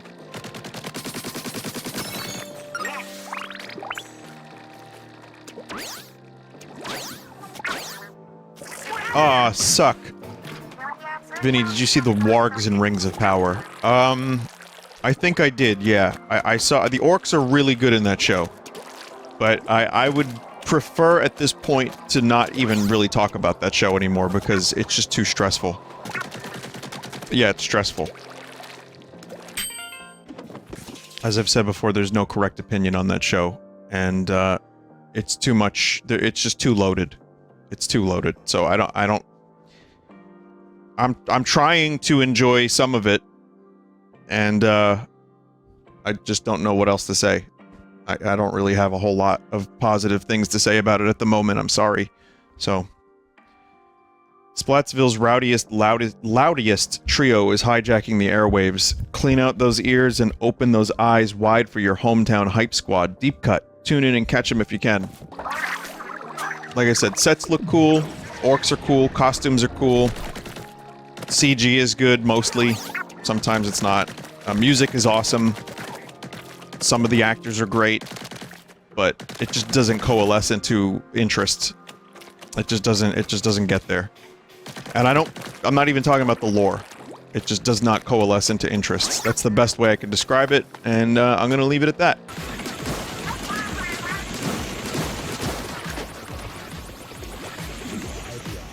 Could you believe I missed those onion rings? You know how angry I am? Like, mildly perturbed. Vinny, I got Dominoes. Well, I don't know, chat member, why you're telling me and not eating your Dominoes, but... Okay, what did you get? I want to know your exact Domino's order, chat member. If you're gonna tell me, I would like to know what you got. I'm paying very close attention. Wings. Wait, who said that? Ah, fuck.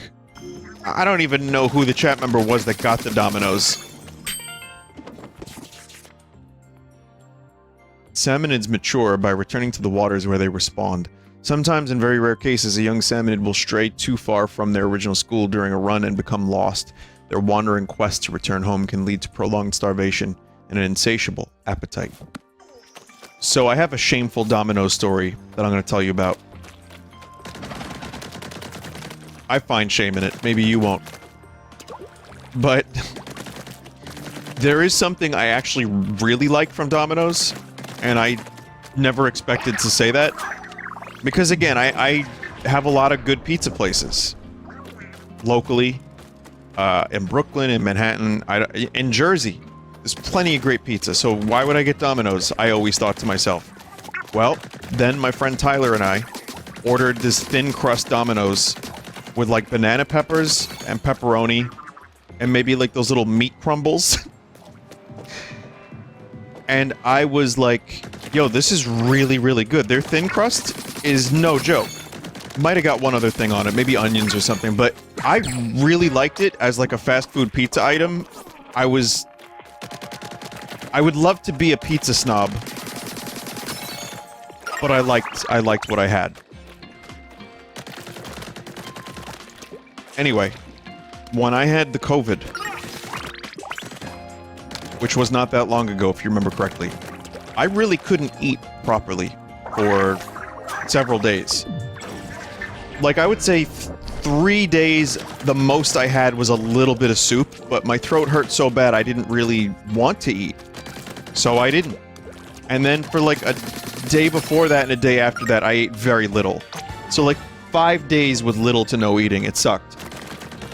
And during COVID, I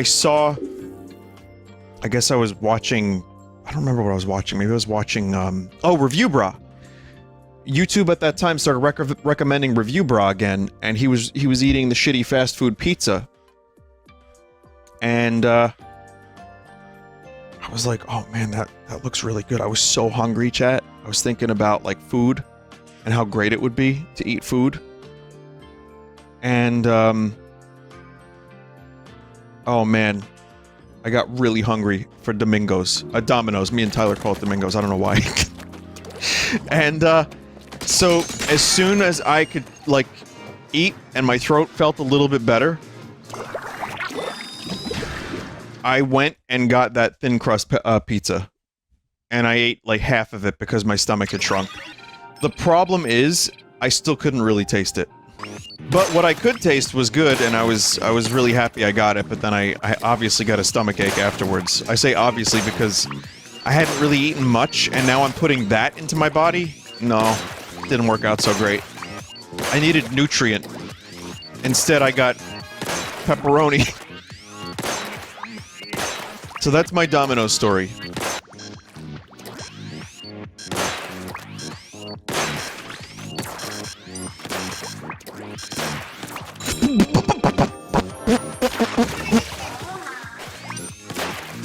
I shouldn't have chose this weapon.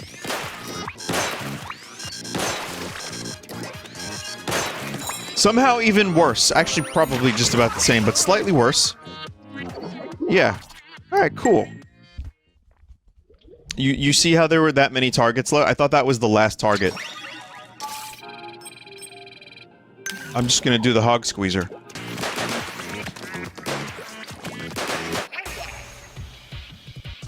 I mean, if you did that level with a sniper, chat member, you're my hero. Someone in chat said it took them 2 hours. Oignon.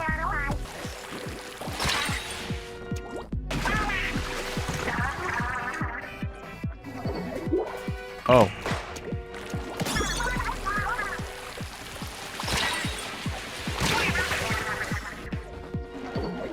My greatest challenge yet. The thing that washes your car. No, just depth perception is my greatest challenge yet.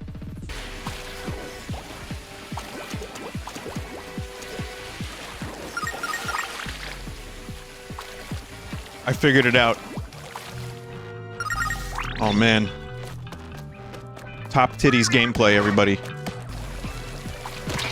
No! You fuck! I thought I died. Disregard the outbursts. The name's Bond. James Bond. Octopussy, have you played this new Splatoon game? I still, to this day, cannot believe the audacity. The audacity! They named a movie Octopussy. And that was they just thought, oh, that's fine, that's normal. I can't believe it. I still, like, you get used to the word because, like, when you discuss the films or whatever, you're like, okay, well, that's just one of the... It's like anything else. You hear about it enough, you hear a word enough, it just kind of loses it loses its whatever. It's chutzpah. But sometimes you have to just stop and think about the fact that they named a James Bond movie Octopussy. I swear that comes up on stream at least once a year.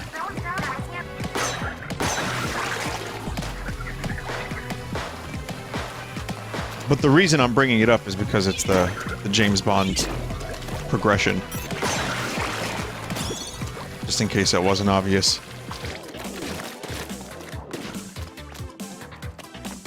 How do you find the motivation to come up with songs? Probably some cool damage that I have, like, just floating around in there.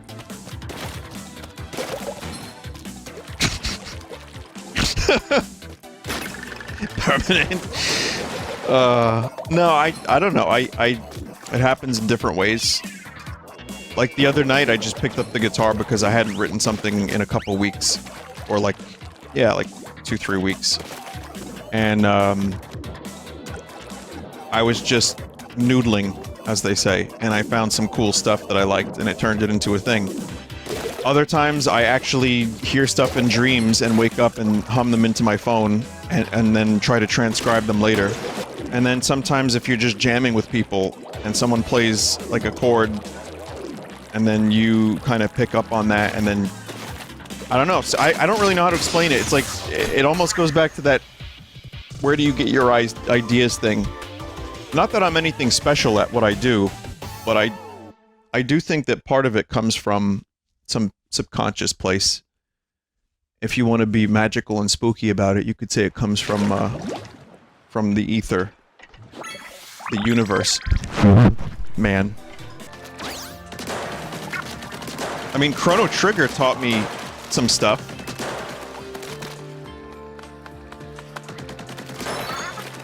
It inspired me in various ways, just by playing the game.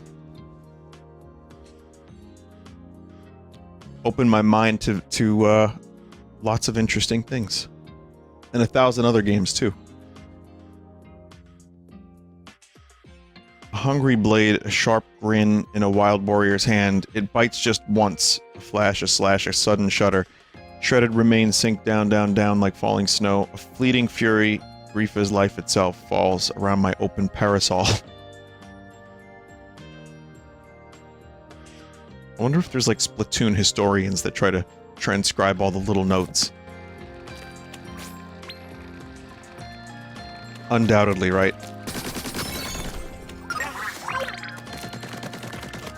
I love when Small Fry finds something and then just jumps off a level. Destroy all targets. Alright, ink brush it is. What the fuck? Oh god.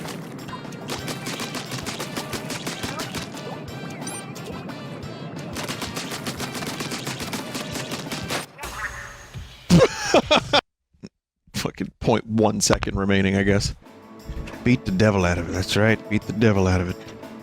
Just don't beat the devil out of your meat too much, okay? Only balloon is left? There no boss in this area?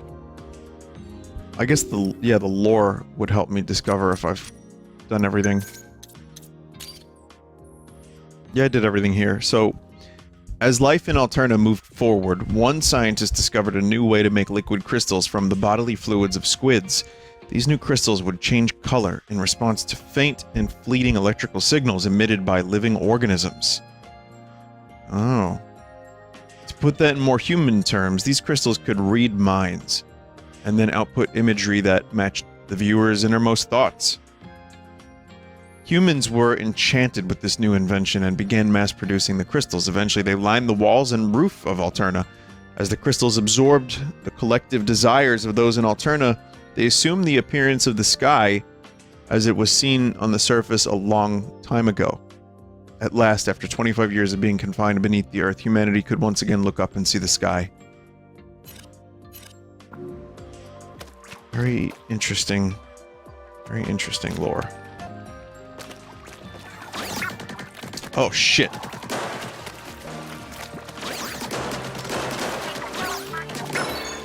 Hell yeah. Moray eel manipulation. Secret dances of the Onaga clan. First, soak the dry ground like a welcome summer rainstorm. Second, stir up a whirlpool to summon winds from the rocky shore.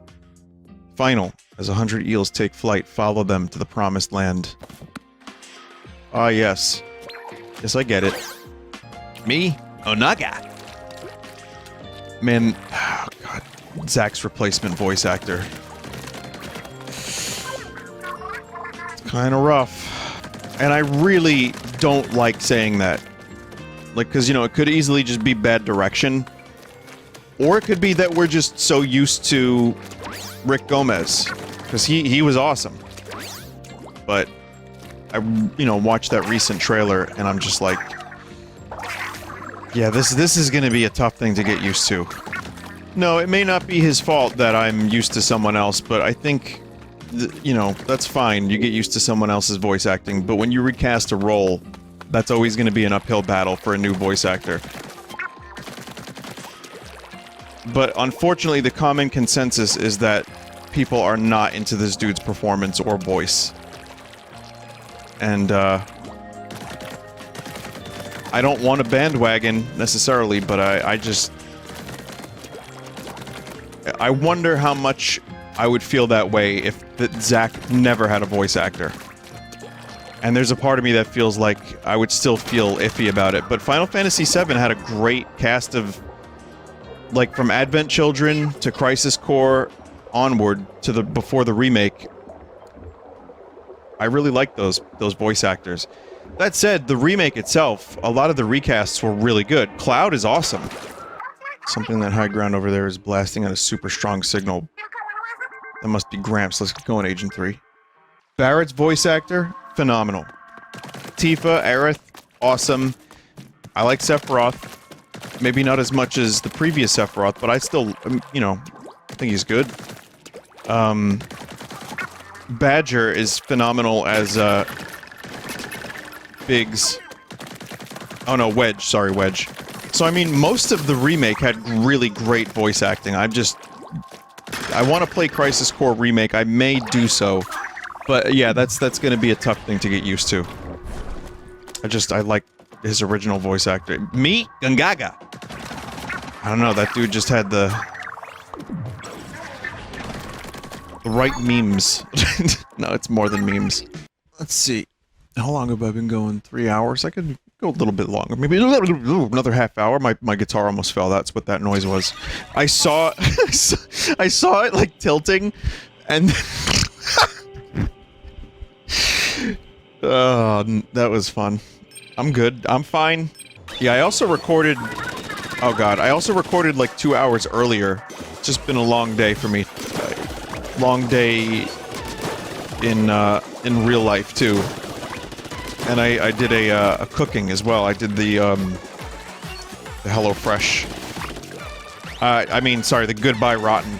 This isn't sponsored or anything. I just do it because I'm too fucking lazy and dumb to figure out how to, like, food shop and oh, thank you. No need, though. Don't do that, chat member, but thanks. I'm too lazy and dumb to figure out how to buy my own fucking groceries and, like, put together my own recipes. But I've gotten pretty fast and pretty confident and decent at cooking with instructions. Okay, easy ride, tricky targets. Destroy the targets and reach the goal. Oh, this is a cool looking level. It's like Inception shit. I don't want to be so enamored with the background that I'm not paying attention.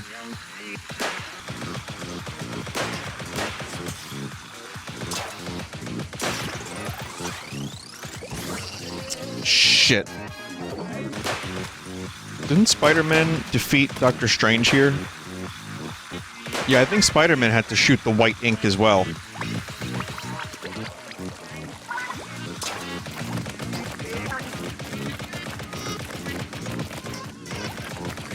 Well, we don't get white ink a lot, so let's make the most of it. What do you say? Hey, Pops, this thing work? Sure does. I just chiseled it. Gotta milk it. Hey, Lumpy, you know me, man. I'll milk a joke dry. You want to see a joke Vin has milked dry? Look up Gok in Discord gift search. What? G-O-K? What? What is that? I don't think that has anything to do with me, chat members, so just use your own discretion. That guitar thing. Doot, doot, doot. That's like the Driven to Tears thing. Come to think of it, these drums kind of sound like Stuart Copeland. Sorry, chat, I'm... Is he doing it? What am I doing, chat? I literally picked up a guitar. I'm on my couch right now. I'm not looking up Gok. I don't want to know what it is. I don't even care!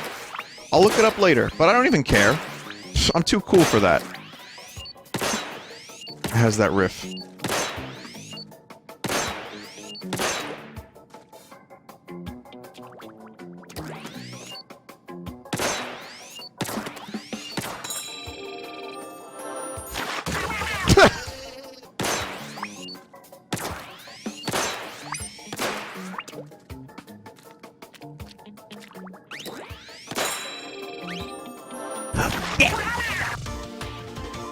Someone said fail cringe balloon. That shouldn't be funny. Fail cringe balloon should not be funny, and yet I laughed. I don't really have a whole lot to say about the NVIDIA stuff, but just wanted to mention it. The AI was cool in regards to, like, upscaling Morrowind. Yeah, hugely overpriced. I mean, I don't know if it's just inflation. I mean, it's the crypto shit, too, but it's almost double what the entry fee was for the previous generations. So, yeah, we're hitting levels of just bending us over and just, like, sticking that GPU right in our computers. Bang, bang! How do you even write a song like this?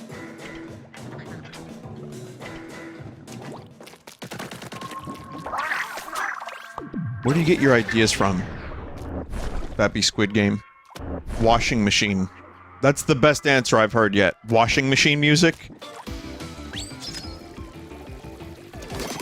Bang, bang! Imagine, like, buying Splatoon 3 and never playing the single player. Which I'm guaranteeing a number of people have had that exact experience. And you never hear the Bang Bang song. That's just sad. Mike? Wait, has Mike really never played the single player? He gave up? He loathes it? Played it and hated it. I mean, that's a huge disagree. I was gonna say, if you get so addicted to the multiplayer that you just want to keep grinding and you don't want to, like, even check out single player because you're too busy grinding the multiplayer stuff, that's... I guess I could understand that, but the single player is awesome. Stop finding excuses to say grinding.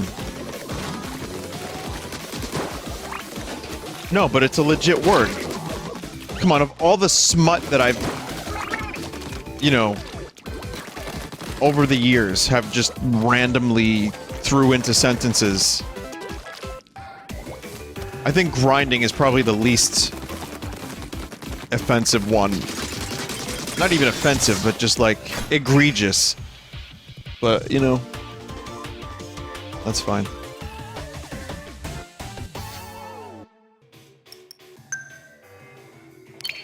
To be continued.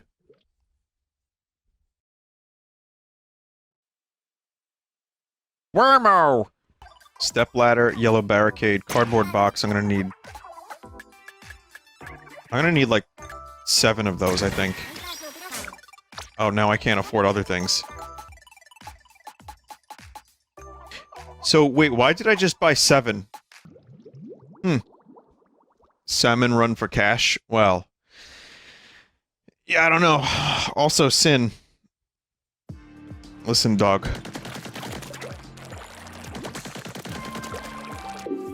You want to play some salmon run, you gotta get good.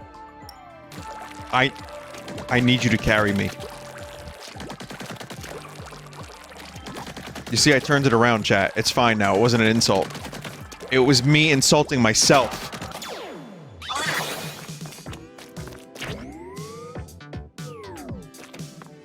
Do I have to move my body preebly?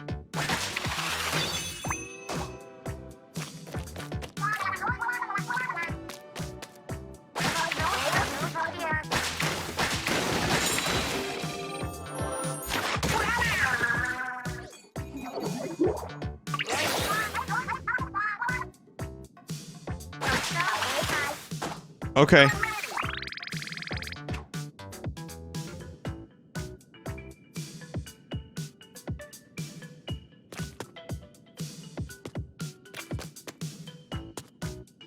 Oh. Oh. Oh, God. Oh, God. Oh, my God. Commentary has been pulped by this. Okay, good.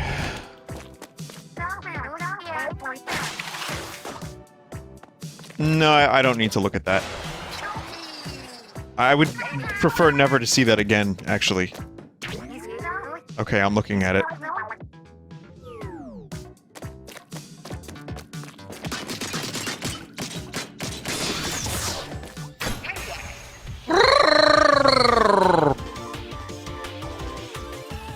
Yeah. Chat, during Splatfest, did anyone else get, like, 2 or 3 tricolor battles, and every other one was just a regular battle? They reduced the rate of tricolor. Okay, fair enough, but they did it in the dumbest way possible. It could be like, you know, maybe some communication on that. Or maybe they could just balance that mode out a little bit better and find a way. Like, during my Splatfest video, you'll see I was just complaining about Nintendo not being able to add 1 extra player. Could you imagine, like, how much extra money it would cost to add 1 other player so that they could do 3v3v3? They might have to charge $21 a year for their shitty P2P servers that they don't even host. They were doing bowling puns the whole time.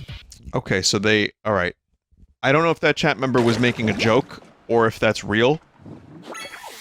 And I'm expected to just read the patch notes. When I jump in game, I know I'm supposed to read every piece of every detail that Nintendo then writes in their patch notes on the internet. However, that particular day, I just felt like shooting some squids. So I didn't know what was happening. I think maybe they could have just had like a little message when you click the button, but I don't know. Here's a bunch of weird hashtags. The news doesn't actually tell you to read the patch notes. So you just had to have read the patch notes. Because I assumed that it was a glitch. Because it looked exactly like a glitch. It did. Oh, she said it does. Okay, that's real then. Okay, my bad. So that is a real thing, where it says read the patch notes. Okay. Well, it's a hill I'm happy to die on. Nintendo has been, you know, really slow with their online infrastructure for years, and this is no different. And I feel like they are doing better with patch notes these days, but not enough that I feel like... Not enough that I feel like I understand what's happening. Unless I read the patch notes, like... That's fine. Sometimes I read, sometimes I don't. So I'll take the... Okay, I'll take the L on having not read the patch notes, but I still think Nintendo should not have made that feature look like a glitch. And instead should have had like a little message, or maybe say, you can only play 1 tricolor every half hour. Or something like that, maybe would have helped a little bit. So, that's my opinion. You know, I love me some Nintendo, but I also will be a little extra critical of them for things that maybe seem kind of simple. Nobody hates Nintendo more than the people that love Nintendo. Nobody hates Star Wars more than the people that love Star Wars.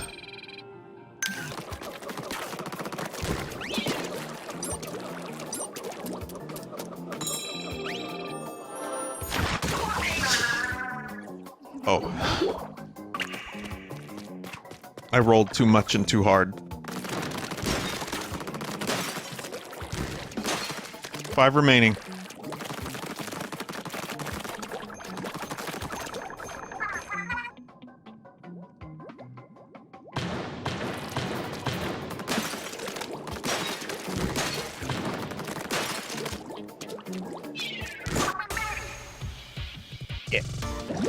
Didn't even realize the cheese. What was the cheese?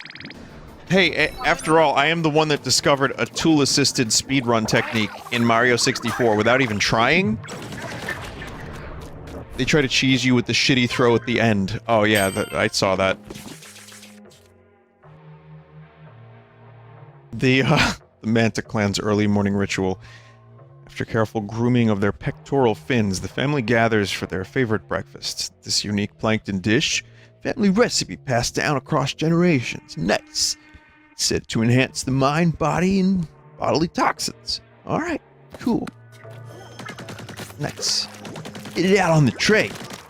Wow, this 100-year-old coffee is actually pretty good. All right. I quit smoking 4 years ago, but boy, this cigarette's awesome. Same thing for the cigarette I smoked last week from that World War I pack. All right. Yeah, I used to watch that guy's channel more, and then I forgot about it for years, and then that fucking pizza MRE was enough to inspire me to watch his channel again. For those that don't know, it's just some dude that reviews MREs, and he's very quirky. Well, not quirky like So Random Penguin of Doom, he's just so interesting dude. He's very knowledgeable about what he talks about, as I said earlier. Also, if you have any ideas for something interesting, excuse me, like an MRE kind of thing, or a meal kit that I wouldn't actually have to do too much to prepare to try out. I enjoyed opening Joel's package, and the MRE video was a lot of fun. I mean, I'm not the most interesting person in the world when I do these things, but I you know, I try my best. Well, actually, I try my best by not trying too hard, but I'm also, at the very least, I try to be honest. Like, that pizza in the MRE was disgusting, but the oatmeal cookie was delicious. Same thing for that jalapeno cheese spread. Holy shit. I remember I got a bunch of things from Japan. There was, like, some company that, it was like a... I forget the name of it, but it was some company that did snacks from Japan. Once a month, you get, like, a package. No, it wasn't Tenga. It was like, chat, did I get bamboozled into saying the word Tenga? Because it is also an egg that you J-O into. God damn it. Is that a dick butt?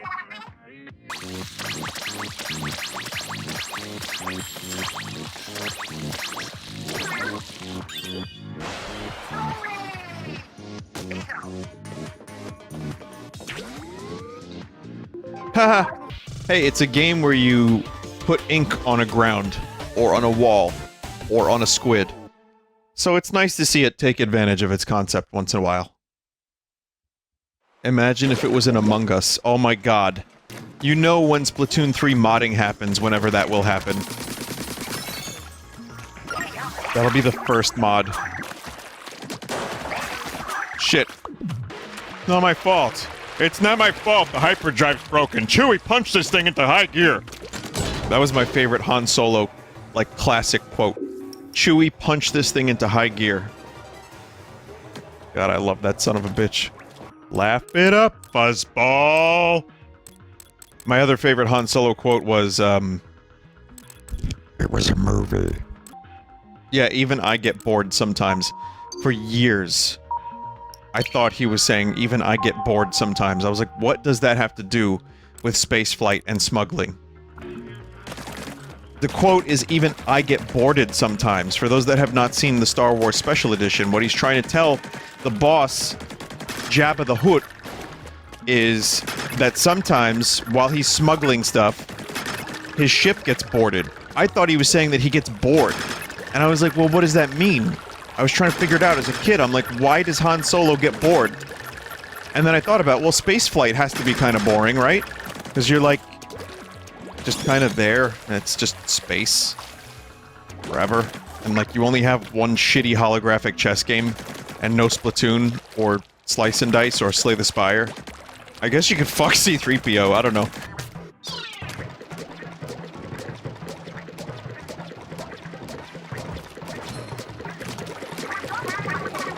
I was like, what the hell's going on with Small Fry? What is Small Fry's major malfunction?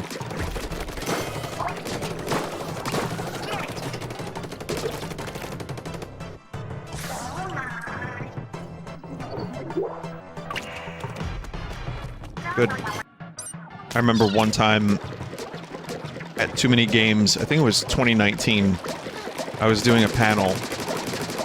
I was cosplaying as V-Dub, because he didn't want to go. So I tried to get him, I had to cosplay as him, because some people say we look alike. I don't see it. So, I'm there. I got my, my V-dub gear. And then, my goal was to, like, into the microphone, play the hit marker sound from Call of Duty as a start. Like, while everyone's welcoming me to the stage, was to just play the hit marker sound. So, unfortunately, it wasn't picking up on the microphone at all, and people were just confused.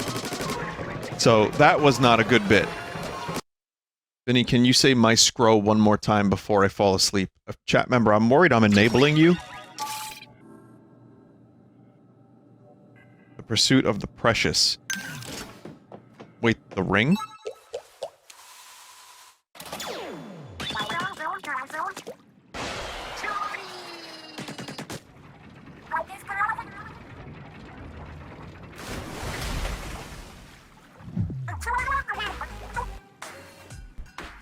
After the treasure, you have excellent taste, but you're too delicate to claim this particular item. Oh, I see. The cold shoulder routine. Guess you're pretty wicked after all. We'll have to teach you some manners. Join me, Master Mega. Wait, what? An actual shark? With sunglasses? What? Pedal to the Megalodon?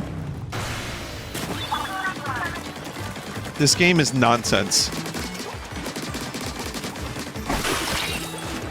Oh, shit.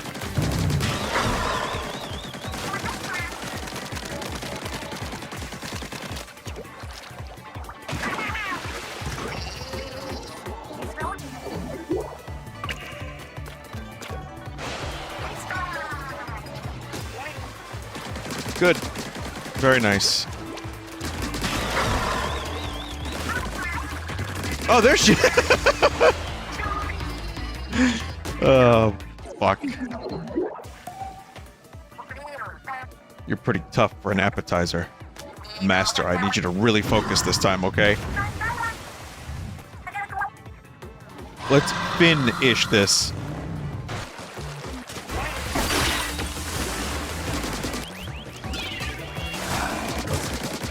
Hey, it does work.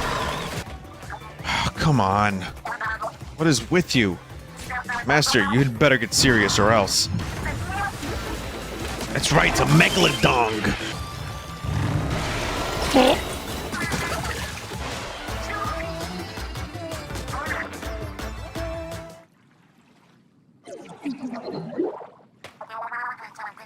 I think that's enough of a lesson for today.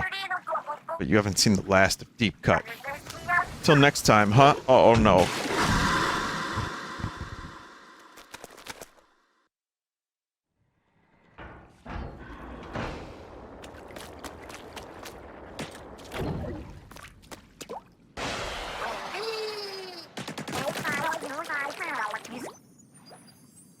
It wasn't Gramps, so frustrating. Guess we'll just take this crap.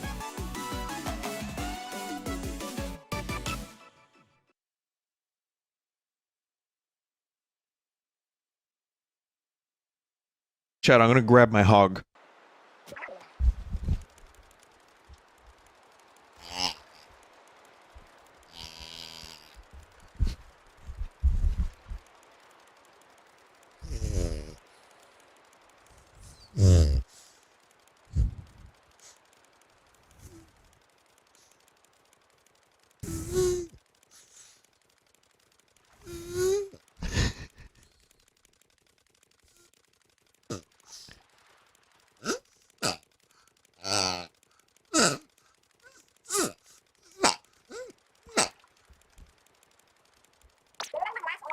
That one chat member seething right now.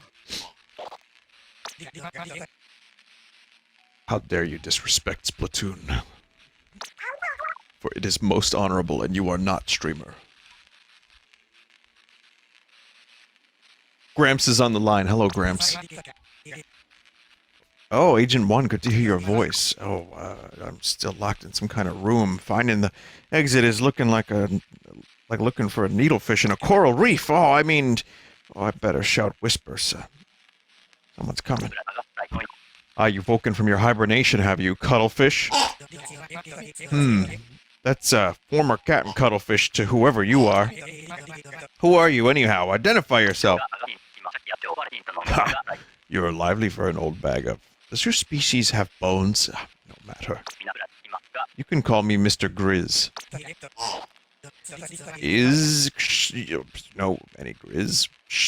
Mr. or otherwise. I was getting good. Gramps, are you there? We lost him. Well, we'll find him for real if we keep tracking the signal. It's all you, Agent 3. Let's go. Vinny, I used to stock those at Walmart. If you hold your hand over the mouth and squeeze, you uncover the mouth. It makes the worst noise you've ever heard.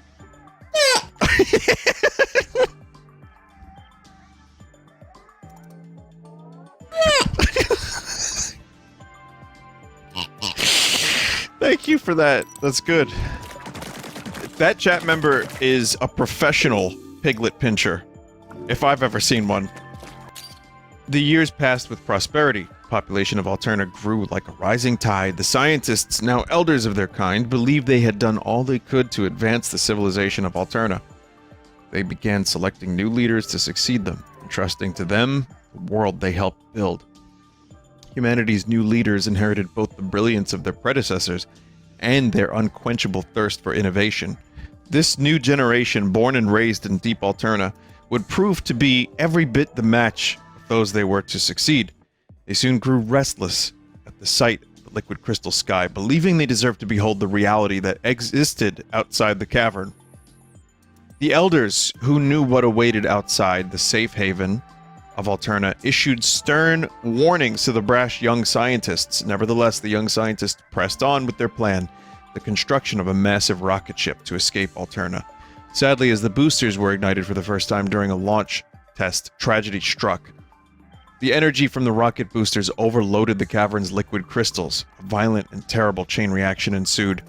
Without warning, the stone walls of the cavern began to shatter, raining debris down upon humanity. Alterna, the last civilization of once prosperous humanity, was no more, and those few who escaped the carnage would soon follow it into death. Holy fuck. I like that they didn't even pull any punches in explaining that lore. I'm missing one image, so I see it. It's this level. No, it's not. What am I...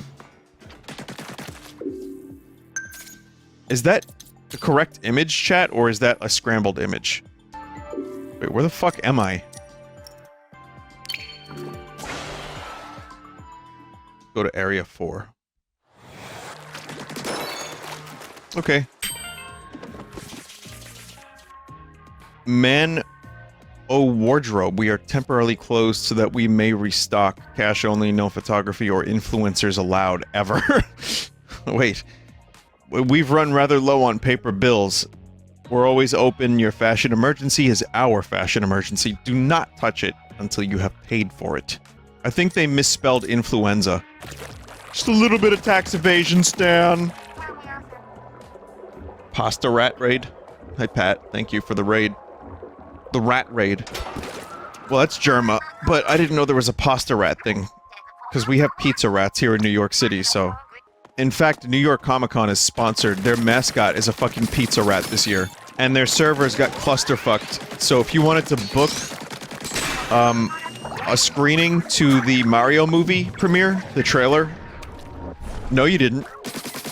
What was that? Sorry, you wanted to get into that? No, you didn't. Wait an hour and then have the servers freeze. Vinny, you're missing one more piece of lore. Oh, yeah. From that previous one. I'm just enjoying the song now.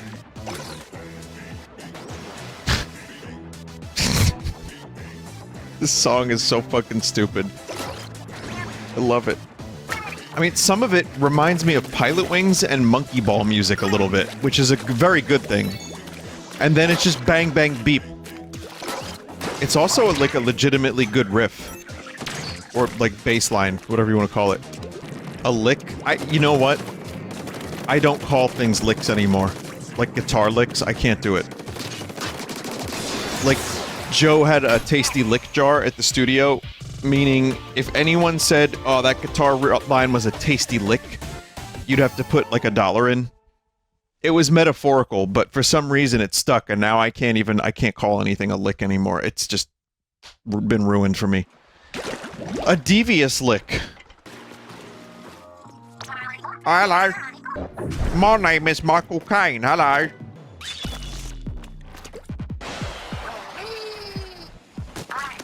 Hackmang.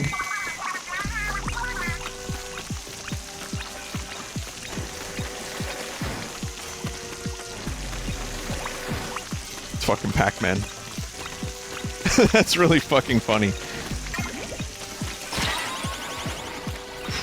Probably don't want.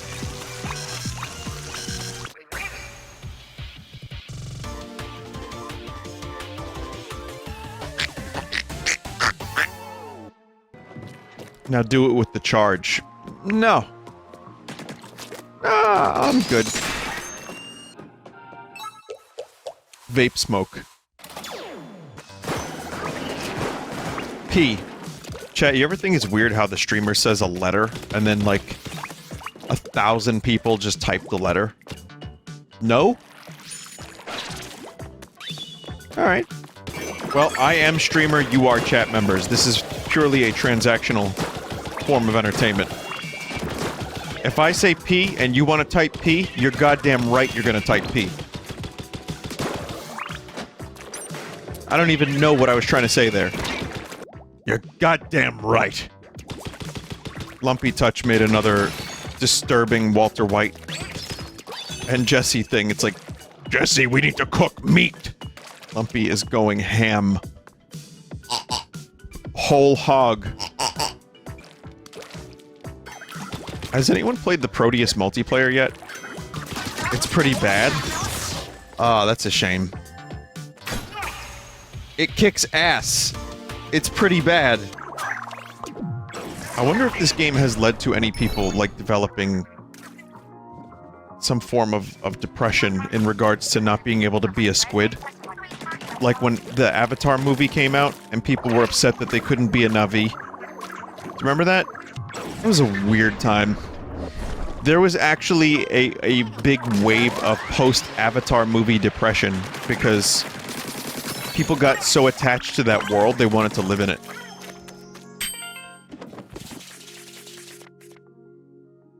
Letter of appointment, employee, new Squidbeak HQ, first Splatoon, adjustments, promoted to captain, with emoluments of pay grade 33, Craig Cuttlefish. Someone said, bet that won't happen with the second one. I feel like it's a more cynical world now, and we've already seen so many miraculous things in regards to movies. That movie also was a big 3D movie and started a whole new 3D boom, to the point where for years there was like a 3D version of movies that should have never ever have been 3D. Like movies that were not filmed in 3D that were then, like, I guess, crustily turned into some kind of 3D experience and then brought back into the theater. 3D TVs happened, 3DS happened. I'll give the 3DS a little credit in that it kind of blew my mind when I first played the Pilot Wings game on the 3DS. I played maybe 50-50 3D on, 3D off. But it was, yeah, it was totally unnecessary. But I predict in the next 10 years there will be another 3D boom. And it'll be Thor 5, Thor gets fisted. Taika Waititi's gonna do an interview. Oh, I just love getting Thor fisted. Beautiful, beautiful moments. Film. Anyway, let's move away from that topic. And what I wanted to say was 3D, that fad because of Avatar, I would imagine Avatar was a big part of it, but 3D was a fad several times. Like, it kind of comes and goes. Tell us what Nortz is doing right now. Nortz is intently watching the gameplay. Yeah, Nortz is doing okay, though. He just likes to smell your gloves. But other than that, just a regular alien friend, you know? Yeah, it's a weird gray alien thing. They like to smell used gloves. I don't know. What does Nortz think of Splatoon 3? I think Nortz would rather be watching Death Stranding, but no, he's pretty happy with Splatoon 3. On the Nintendo Switch game console. Do you know how fucking weird it is to explain the alien to people? Like people that have to do work? You know, like when things go wrong and you have to have like workers? I'm not gonna hide him. Hell no. I'm gonna tell him the truth. I'm gonna say that Nortz is my roommate. No, I say Nortz is a prop. I just keep it vague. I say a prop for a project that I kept. If asked. If not asked, I just say, oh, that's Nortz. Don't mind the alien is basically the best way to describe it. But you can tell who's like, you know, most people will laugh and get a good chuckle out of it, but if they don't, that's instantly someone that I know I would not get along with on any level. I mean, maybe on some level, but bad first impression. Yeah, like if you don't jive with my alien, you don't jive with me. That's like the litmus test, I agree. I'll cover Nortz with a blanket, Dave. Don't worry. Your blanket. While you're sleeping. I know, right? Fucking creepy alien. Dude likes to smell used gloves. Like, what is that? What does that even mean? I don't know. Vinny, why is speen in your stream tags? Do I really need to explain that? Why are you worried about speen being in my stream tags but not solid hog? I like that the music is even kind of vaguely spider-esque. Well, superhero-esque, maybe. That was fun.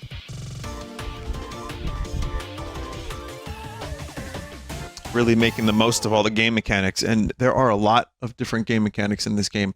Even just one-offs like that. Like, it's a special, but it's so smart that they would utilize that as much as they have for single-player.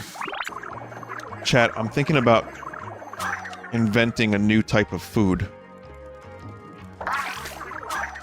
I'm gonna call it creme glizard. It's a cream-filled hot dog.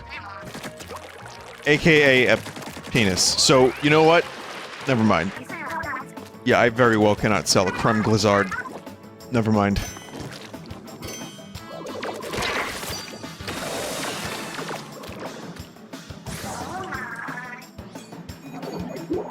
Fuck. Also fun.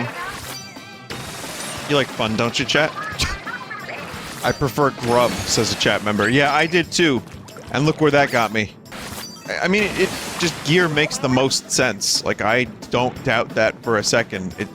And fun is great. Fun is great because, you know what? Unless you've got, like, Bear McGrill's survival skills, you're not going to be able to live on that deserted island. Even with gear. Do you know how to start a fire? I don't. Gear was too broad. It is a very, very broad thing because gear could also be like planks and hammers and nails to make a boat. I mean, maybe not that specifically, but you know. Think about it. Gear could be a whole fucking toolbox, or it could only be a couple of tools.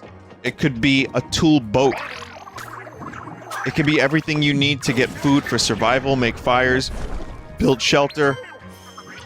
For the more tech-savvy, build a radio of some kind. I don't know. Or fix whatever, like, got you to the deserted island in the first place. So gear just made the most amount of sense. Fun was the meme option, and because big man. Grub made the least amount of sense, because you're just sentencing yourself to death. With no fun. Well, I think food is fun. So you just get, like, you know, you get your last meal. Could be a glizzy. So, I mean, yeah.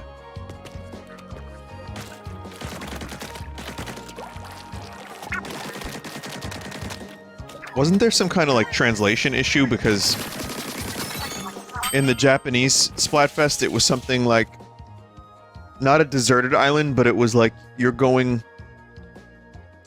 to an island for a vacation.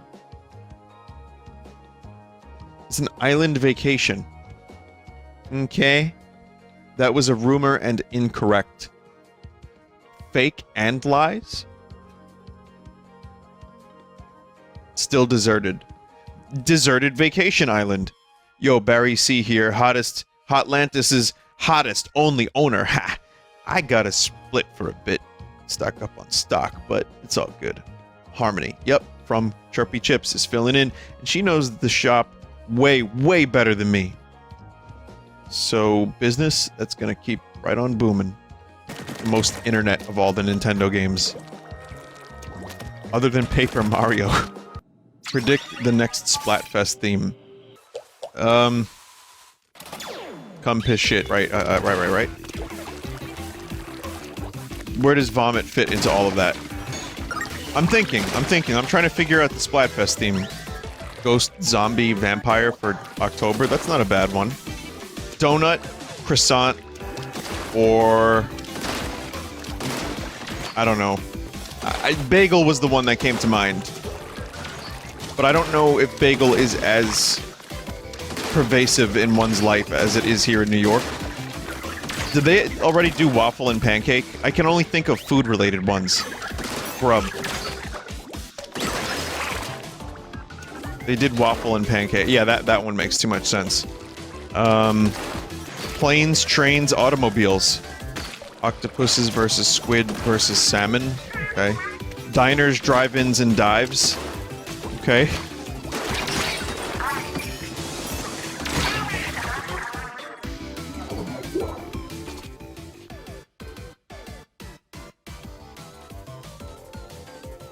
You have got to be shitting me.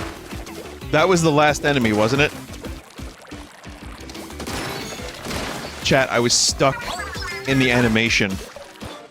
Zelda versus Mario versus Metroid. I don't think they would do that one, though. Chat. I know what it's gonna be. I know exactly what it's gonna be. Fire, grass, water. When Pokemon Violet and Scarlet are released. They did that? They didn't do that. There's been, like, 2 Splatfests. That was red and blue. So they did do a tie-in. But yeah, grass, water, fire. I think that's it. I was trying to think of other, like, famous 3s in video games, and I was like, oh, that's exactly right, because that's Nintendo's franchise, and there's a game coming out soon. And then they're gonna do, the Triforce for the release of Breath of the Wild 2. I'm sorry, Tears of the Kingdom.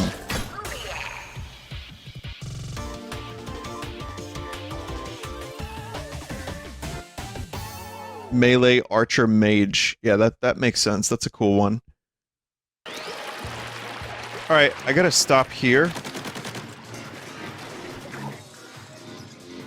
Couple more levels left over here, but yeah, we'll just stop. It was fun. Some good levels today. I don't think there's a ton left of this game mode. Maybe a little bit.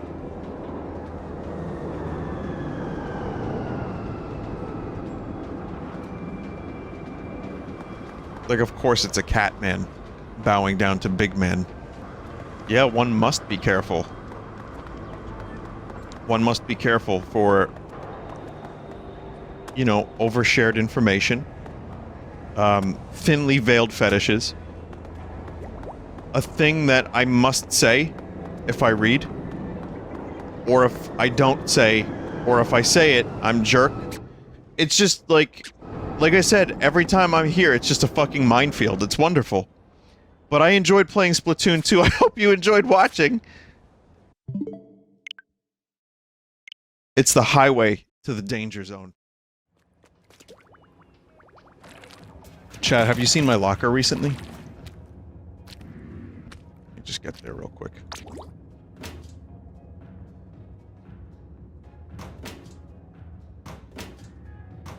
You know, Choom, you remind me a lot of my own locker when I was younger. Minus the impressive soda can cock. Thank you, Keanu. Also, for those wondering about spoopy things for October, because it is now spooky season, and Halloween is practically here. But I'm gonna try to, like, mix it up a little bit, and tomorrow I'm gonna try to do something in the Spooktober spirit. For example. I know, time goes by quick, because it feels like last Spooktober just ended. But... no, I mean, I have a bunch of stuff. I'm open to suggestions, and there is a big Phasmophobia update, and I find Phasmophobia to be one of the very best. Try Silent Hill 3. Mate, I have. I don't think I want to do Silent Hill 4, chat. I think I'm good with Silent Hill 3 being the last one I play. People are saying 3 was the last good one, 4 was the last good one. Saul was the last Goodman. Whatever. I don't know. I've, like, seen Silent Hill 4 in some context, and it definitely seems to me like it's something that would be... it would be hit or miss. I know that they repeat some of the game towards the end of it. 1 year after expanding his business into a new region, bombarding the Splatlands with over 20,000 hours of rapid-fire weapons chatter, his steel scopes are aimed at a new horizon. What's next for the so-called Arsenal Ambassador? Vinny, just play 4, it's good. Well, that solves that then. We will bully you into doing it. Chat member, come on. I'm a person and my name is Anakin. Vin, just play Just Dance 4, it's good. I mean, that's the real scary stuff. Oh, so chat, that was the last scroll on this island, right? Any other scroll is on next island? Map will tell you if all scrolls have been found for that area. I see. I'm just looking. Just goofing. Okay, we got a bunch more stuff to do here. 1,000.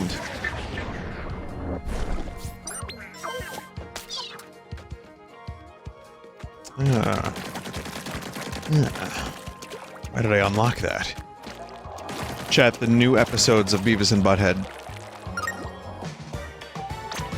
Like, this whole season has been really great. But there were... I loved that show. They were fucking the worst role models of anyone in history. Yeah, it's back. There was a new season, and it was actually really good.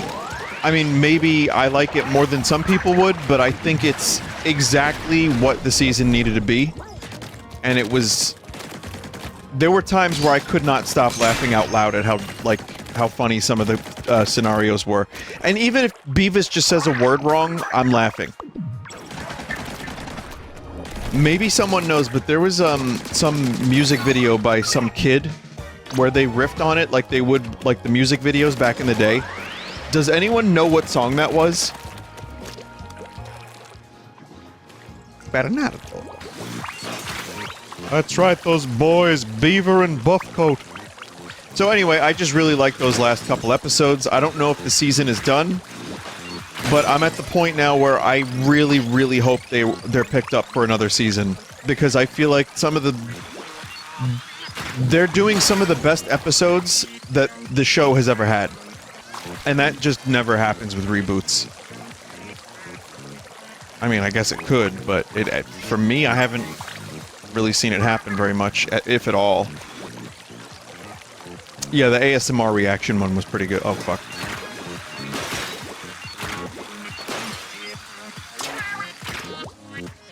Well, didn't see that.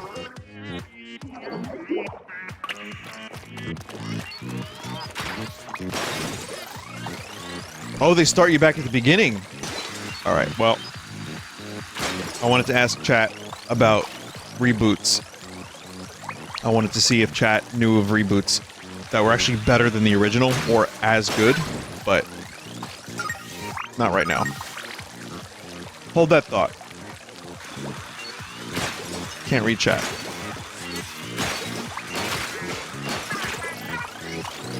Oh my god.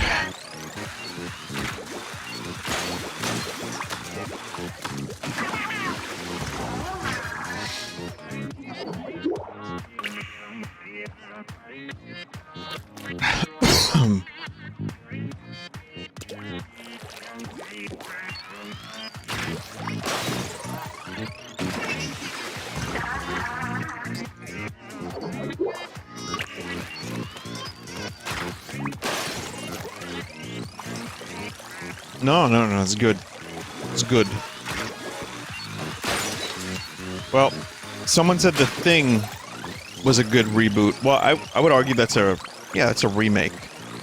I meant like, well, I guess that works.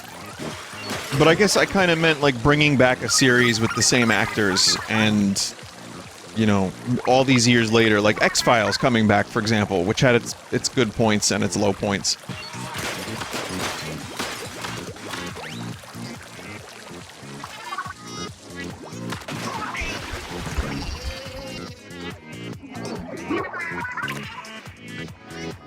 There's a chat member that said just switch the weapon. Just switch the weapon, trust me. It took them 30 minutes and they still failed, so... Or maybe they succeeded. I will probably switch the weapon, but I'm gonna try one more time. Someone said I did it with the bow, but it took me an hour. Okay. If it took you an hour and you're a pro, random chat member, I'm assuming you are. If you could do that.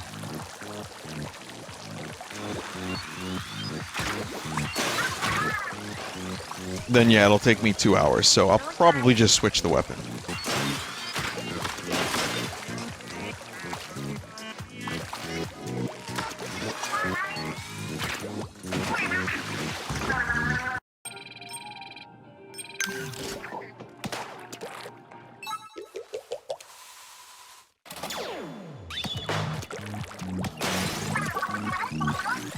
We'll see what the blaster's like.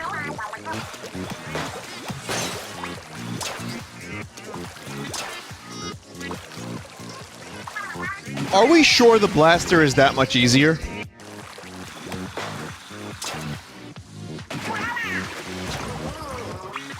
Ink pool of insanity, yes. Okay. Dead center. Gotta get it dead center.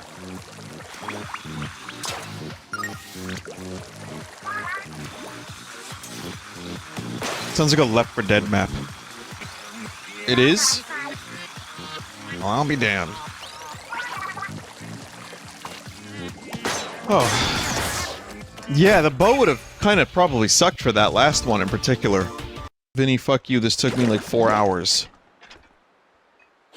I mean, you did see my Mario 64 speedrun, right? The slide? That, to this day, I still do not know if that was actually something that was impossible to do. I think it's pretty clear that while I did do the slide pretty well, Mario turning backwards was the point of contention, and that very, very easily was could have been the Chaos Edition. Vinny, I'm a beta tester, and I never beat that level. I begged them not to release it, but they did anyways. Are you allowed to say that in chat? Chat member? Frying out here in Scorch Gorge in more ways than one. Sweaty Shell, biking trip. Twitch streamer Vinny Vinesauce did the Mario 64 slide in a way that no human could. Ooh! That's the noise. They play the clip.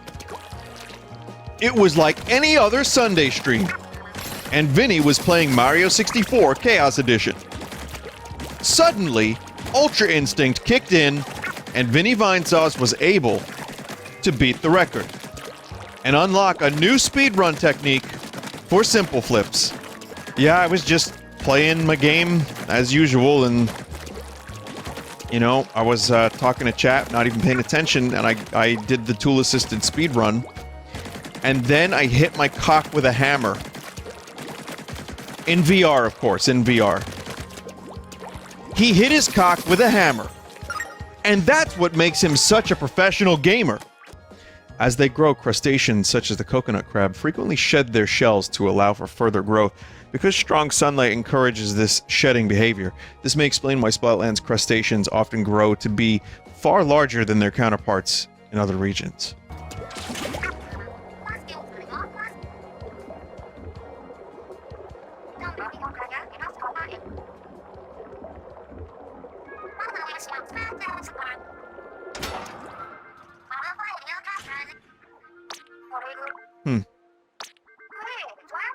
Whole bunch of readings from the top of that weird building over there. It's gotta be Gramps. Come on, Agent 3, let's go.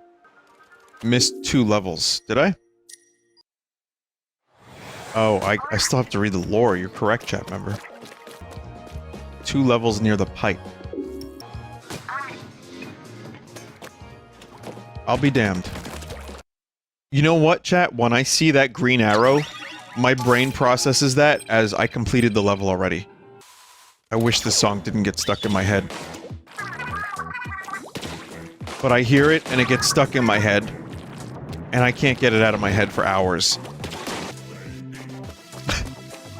And here I am spending, like, hours writing lyrics to my songs. Any tips for songwriting? I'm good on melodies, but suck at lyrics. Hey, me too. No, I don't know. I mean, I guess... I'm getting better at lyrics. I used to just not give too much of a fuck. Now I kind of care a little bit. Don't force it, I guess, is my only advice. Just have fun. That's it, just have fun. I don't know, man. Everyone has a different process. Some people start with lyrics. So, my advice is just let the music dictate... Let them dick you down. Let the music dictate the lyrics. Like, let the melody that you come up with, like the syllables, turn into some sentences that you then maybe turn into a topic, which you then work on. It sounds like a bunch of phooey and horseshit, but I've learned some of the stuff I've learned from, like, some of my favorite musicians, and a lot of it is just intangible stuff.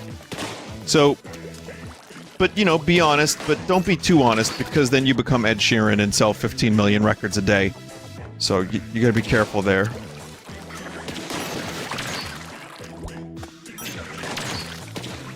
And then if you're not honest at all, then you become, I don't know, whoever, I don't even know, and then you sell 15 million records a day. So just, you know, be careful. Don't fall into those traps either. But you can pretty much do whatever you want. I mean, some of my favorite songs are about absolute fucking nonsense. And some of my other favorite songs are about whatever. Like Shine On You Crazy Diamond, that polyphonic video was fantastic. And that's like a tribute to Syd Barrett. And that's... It's honest, and yet it doesn't come across as, like, overly sappy. I think it's just perfect. I mean...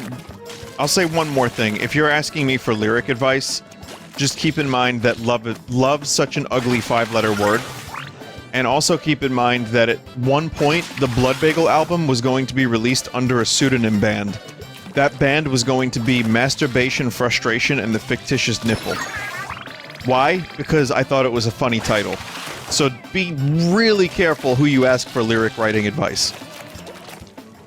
But I think that's why they asked you. Oh, in that case, go crazy, go nuts. Get a pen in your hand and act like you're doing an exorcism on that paper, and then you'll write the best shit you've ever written. Someone said, instructions unclear, I wrote the Bible. Do you think anyone's ever written the Bible in their dreams? Do you think in Splatland there's like a squid Bible? There's one in the later lore entries. Ah. There was a squid Bible page in Splatoon 2. Have you heard the good news about Squeeze's crust? As the inner walls of Alterna collapsed, thousands of tons of rock and liquid crystal plunged into the waters below. As these crystals washed to and fro among the flotsam and jetsam of humanity's former colony, they broke into microscopic fragments, Because they had repeatedly absorbed and reflected humanity's wishes over so many years, the crystals retained those feelings.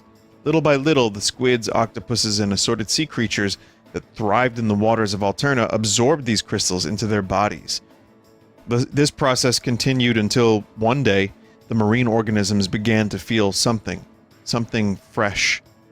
These fresh impulses bore a striking resemblance to humanity's passive desire to return to Earth's surface. Spurred by these impulses and whatever else may have been floating in the polluted waters, the sea creatures began to evolve rapidly. Each species developed pulmonary respiration, mobility, and other traits consistent with land-dwelling creatures. They began to adapt. Their intelligence grew at a remarkable pace across generations. Some species even gained extraordinary camouflage capabilities. A point of no return arrived. The sea creatures of Alterna set foot on dry land and never looked back. Like humans, they strove for the surface.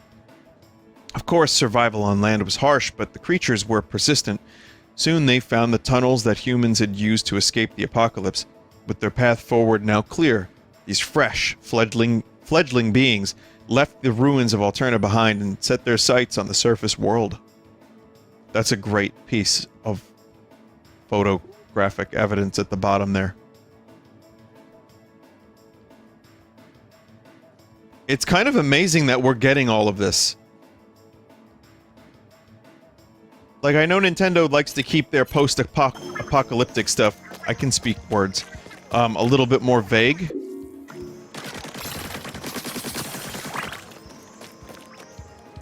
But we're just, like, straight up getting informations. We're being furnished with every informations. What do you think the final boss is going to be? I don't, a human?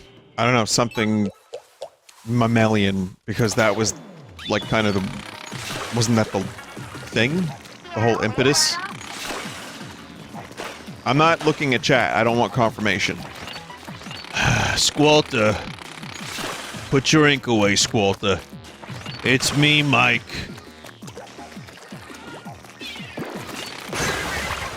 Alright, if we're gonna fight now.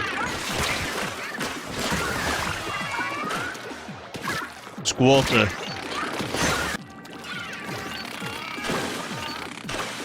Chat, this is embarrassing. So, okay, we didn't finish the conversation earlier. I really wanted to get some of chat's opinions on what the best reboot of all time is, based on the criteria that I'd set. Blade Runner 2049? Yes.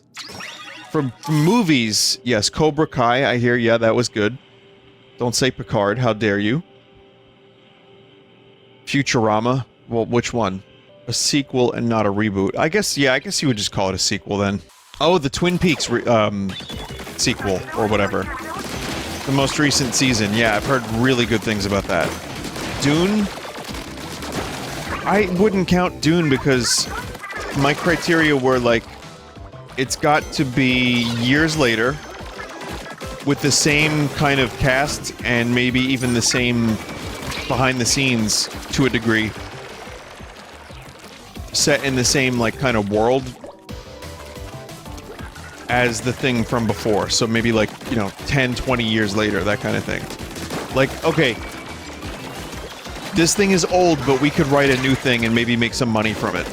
Which is, you know, probably the worst starting point for any creative endeavor, but that's usually where it starts. Samurai Jack revival was good for the most part. Okay, that's good.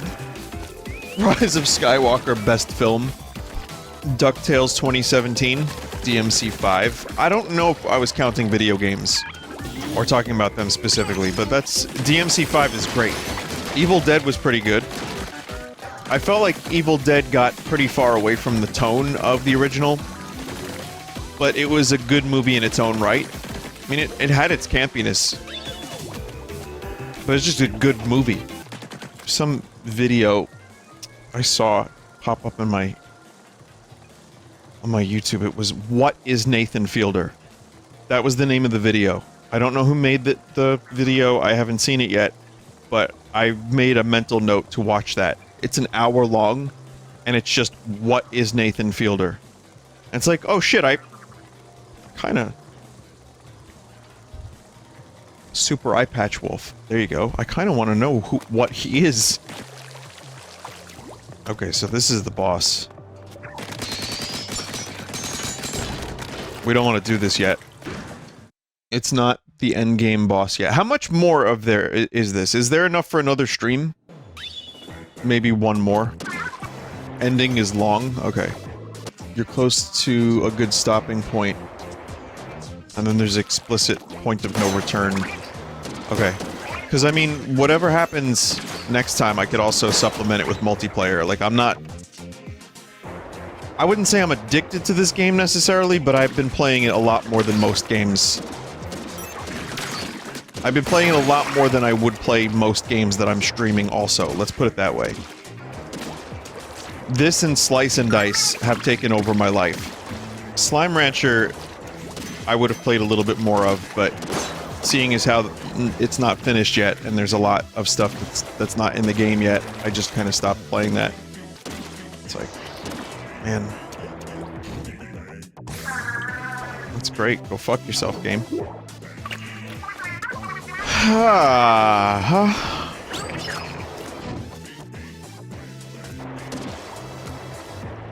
Bang that meat. Well, that sucked. That wasn't the game's fault at all. That was my fault, completely. Yep.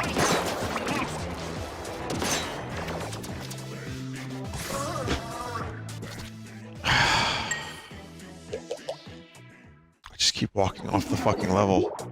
Conserve ink, splat sustainably. Reach the goal before running out of ink.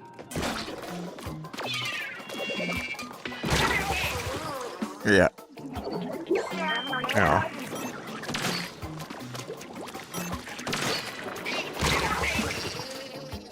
Stupid. Just trying to save as much ink as I can for later, but I don't know how later is necessarily later. If that makes any sense. Probably doesn't.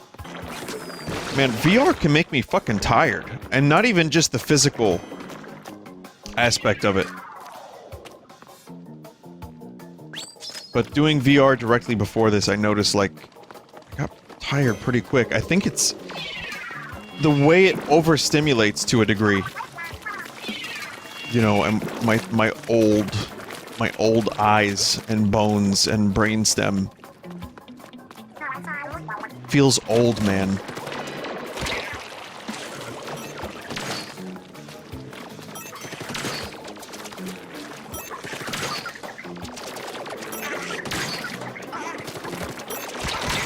That's fucking suck.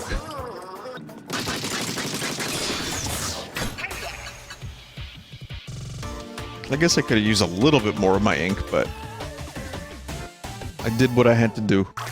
Why don't I check out that boss up top, and then I'll do the rest of the levels. And get the rest of the scrolls next time. Operation, Lil Judd's Judgy Judgment, Praise Behavior. Analyzing praise, fur quality, no imperfections found. I guess I'll just go after the toe beans. Seems these are instructions on how to mummify an inkling. That's just a real squid. Maybe in olden times, inklings thought if they preserved their bodies after death, they could be revived someday. But that's, well, there's no way this is a real one stuck here, right? Of course it isn't. Right? Like, the flesh is pierced. What the fuck? Chad, I went to a specialist about my tinnitus, by the way. And I didn't really get an answer other than... There's no infection, there's no fluid, there's no buildup. And now I have to get a hearing test on some other day. Well, I don't have to, but I should.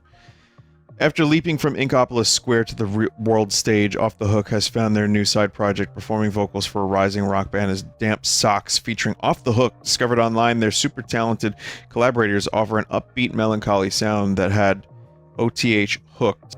There's a level you walked by? Yeah, there's gonna be a number of levels. I think I'm just gonna go for that boss, and then, like I said, I'll take care of the rest of this next time. So essentially, there is some stuff that can be done And the hearing test will help determine what that could be. But on some level, this is something I'm probably just going to have to live with and protect my ears. But yeah, always earplugs. And just to close out the tinnitus thing, thank you everybody that submitted some form of help or your story or whatever, because it's not the worst problem, but you know what? When you can't get silence, it starts to kind of suck a little bit. And then I worry as a musician I'm going to lose more of my hearing. That's really why I have been upset about it. Big man.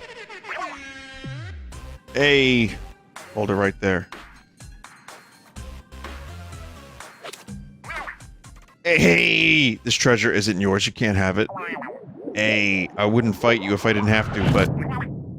Hey, this is for Splatsville.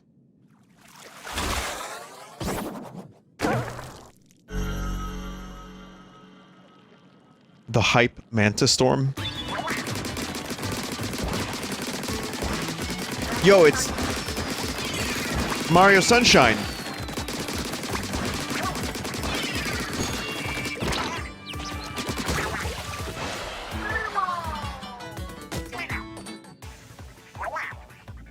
You're pretty good. That's awesome. That's amazing that they... You know what? It's a perfect homage to Mario Sunshine, and it also makes a lot of sense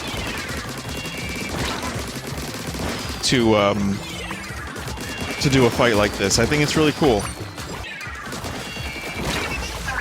Oh, shit. Yeah, waste.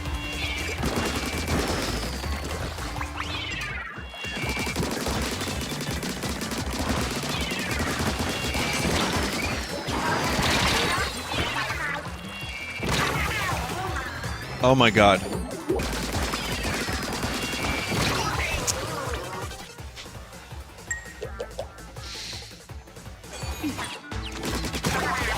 Not that hard. I just made it way harder on myself. You got the moves, it's true. But I've got more moves. No more kid gloves, it's big man time.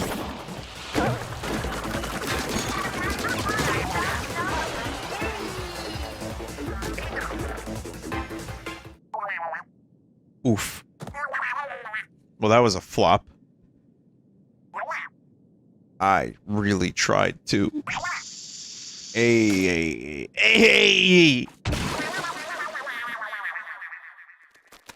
Of course, big man would throw a fucking grenade. I hate to ask this, but were those moisture missiles heat-seeking? I believe those are heat-seeking moisture missiles. Very good. I don't get it, says other chat member. Let me help you. Heat-seeking moisture missile. Captain says you crushed it, Agent 3. They also have some choice things to say about Deep Cut. Wouldn't want to be them right now. Come in, do you copy? Gramps, we read you. Not exactly loud and clear, but we read you. What's up? Are you okay? What's happening? Where are you? Finally got this dad-blasted thing working again, so here's my report. I'm being held captive by someone or something calling themselves Mr. Grizz. I heard that loud and clear. Wait, Grizzco? Like Slam on Run? Huh. As for where I am, beats me. But my left knee is aching, something fierce, which means I'm at an altitude. Somewhere high up. That's a pretty good hint. There's only one place that fits the bill, right? Well, your injured knee may have betrayed this location, but don't expect any workers' comp. Thank you for this, by the way. I won't underestimate the legendary leader of the Squid Beaks platoon again. I'll just go ahead and deal with you now before you become an actual inconvenience. Hey, wait a minute. Hey, what's that? What do you think you're doing? Ah! Didn't sound great for Gramps. Gramps, we're coming for you. Stay strong. Just as soon as we figure out how to get to wherever you are. Do you think some of this stuff we collected might come in handy? Agent 3, why don't you take a closer look at it? Might be our ticket into that rocket. Okay, so we still have some stuff here. Sorry. We still have some stuff here. We've even got some lore that we need to get here. But progress is being made. Yeah, the rocket is the point of no return. So next time I do this, I'll try to just go through all of it. Like, I'll just try to finish the Splatoon 3 single player.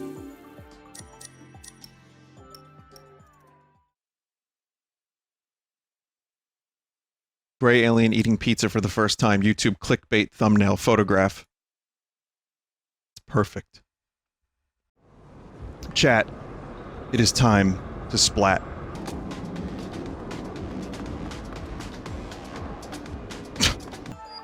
I still had some lore to get over here, right? I beseech you, little buddy, please. Also, chat, Steam Next Fest is happening. Nutfest? I didn't say Nutfest. I've been watching that. Speaking of sardines, I've been watching that MRE dude. Steve MRE. Like I said, I made the MRE video and then YouTube was like, hey, you would like this content. So then I started watching, okay, let's get this out on the tray. Nice! And there's this one where he eats these, like, squid creatures in their own ink, and they have their tentacles inside their bodies. And it's like, to a non-seafood eater, that was like, you're just eating, like, aliens. It was just really, really... And he said it was delicious. He was like, this is amazing, I would eat this again. I don't know why he sounds like John Travolta, but... he loved it. Chat, I don't know what the hell's happening. I've been to many green areas. Vinny the green balloon. Did I not do that green balloon? But nip get scroll. It's weird how these areas are still green, and I've been over them. I've scoured them. Okay, never mind. I bet there's chat members that are like, gee, this is way more exciting than, doing matches. We're narrowing down the area. Narrow urethra! That's the second time Hank Hill has been referenced, and I've never seen that show. I mean, I've seen episodes, but I haven't seen, like, the whole thing.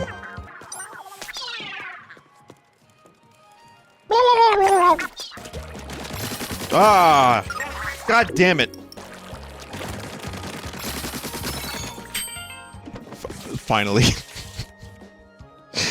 Thursday night, Friday morning at 1 a.m. It's the 100th episode of Marie After Midnight, and a special guest has stopped by to help me celebrate my cousin Callie. It's the Squid Sisters Gab Fest. We could not stop talking. Just not kidding, we went over the scheduled end time by 5 hours. Oops. I mean, who would sit and listen to someone talk for 5 hours? Almost nightly. Right? Someone just said such lore. Yeah, it was worth the lore, wasn't it? Chat, since the Mario trailer is about to drop in a couple days, I can actually legally tell you that I am involved in the Super Mario Bros. Movie. I'm voicing Sponge Mario. It's funny because even though I've had the character Sponge, the character in quotation marks Sponge, to me Sponge's voice is that fucking Tamagotchi life voice. I've never actually done a Sponge voice, and I wouldn't even know what it is. Okay, we did that one. There's still a lore. Somewhere there is a lore.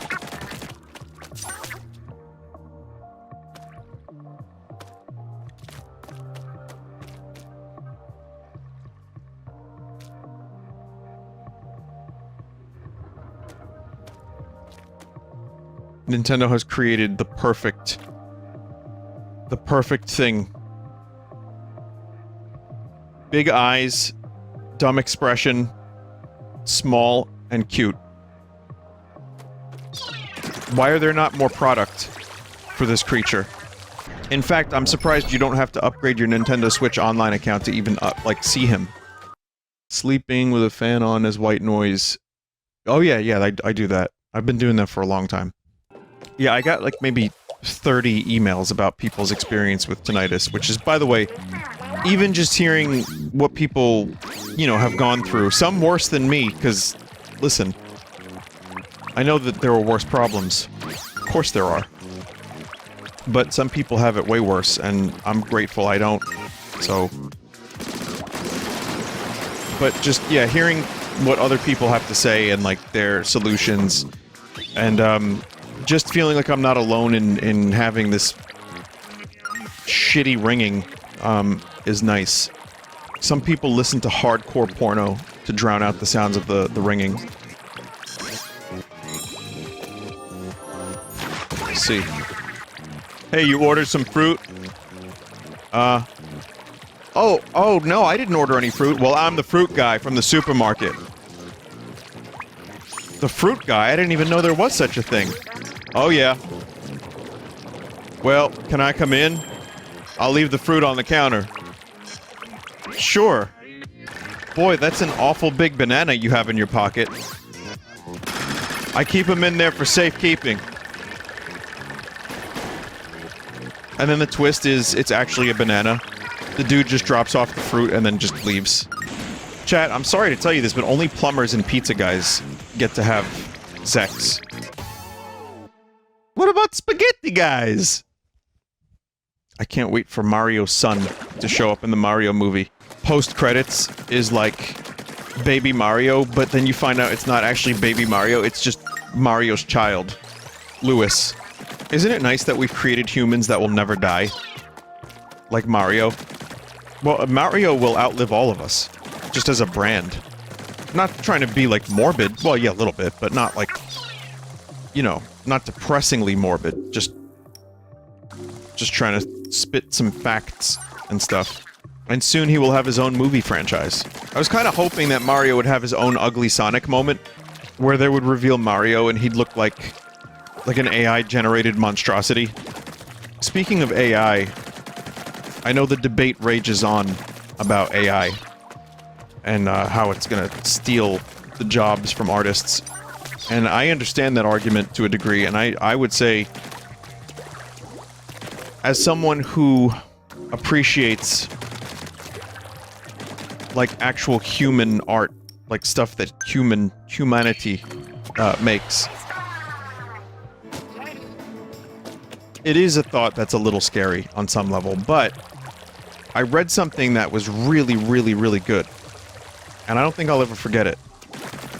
It was that one clown tweet about how, like, yo, AI art is real art. I spent hours tuning this exactly to my liking, and then, like, someone went in there and analyzed it, and, like, the longer you look at it, the more fucked up it looks.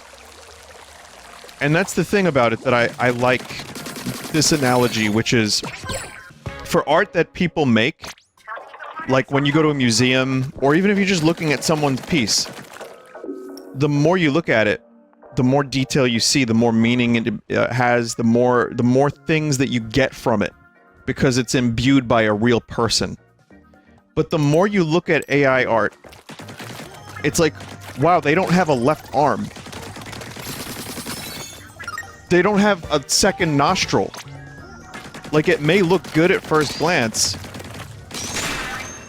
and will it ever get to the point where it actually imbues art with meaning? I mean, then you're getting into, like, Blade Runner and shit. You know, I don't know how far we're going down that road, but at the moment, I like the AI stuff for the wackies. Like, when, you know, you can make just strange things, strange atmospheric weird things, or Mario's asshole. Someone said, I create life when I take a fat shit. And that's kind of why I think, like, maybe where, like, an AI created by, like, a prankster alien race. And it's like, we're worried about, you know, AI taking over the creativity of humanity, but I look at my chat and that's the first message I see. They're putting out 2 Avengers movies within a year, aren't they? And then the person said something about Minecraft quality graphics. The amount of Marvel stuff, we've talked about this too, but just, they just have to have so much Marvel all the time these days. So of course it's gonna suffer. So I'm kind of glad this game came out 5 years after Splatoon 2. Give me a chance to miss it. Like the stamper. I mean, I guess this is... When did the Octoling expansion come out, chat? Because Splatoon 2 came out about 5 years ago, and then Octo expansion was what? 2018?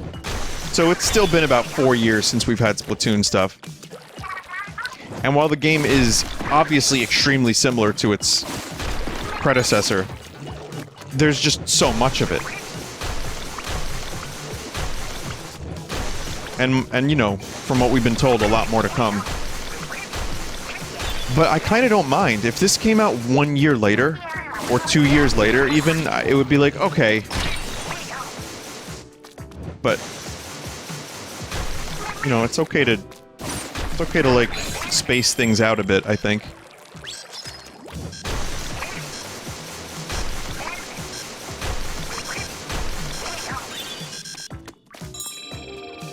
Oh. You can no longer play Overwatch 1 from what I've not played Overwatch for more than 5 hours of my life, so I don't really have much of a stake in this, but that's a different topic. But I have not seen a single, like, positive, other than as soon as you start the game, it basically shows you can buy more things. You know, and another thing that really grinds my gears. Ah, fuck! Ah! God! Never mind. There it is. The final scroll. Subject name Marigold. Shio Oranda, alias Anarchy District 3. What is this? Chateau Batao? Is that you, chat?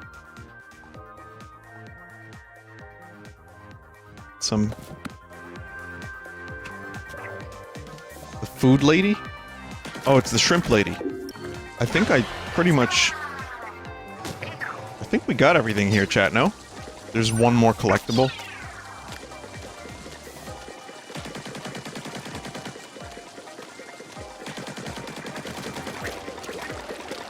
I think I accidentally found it.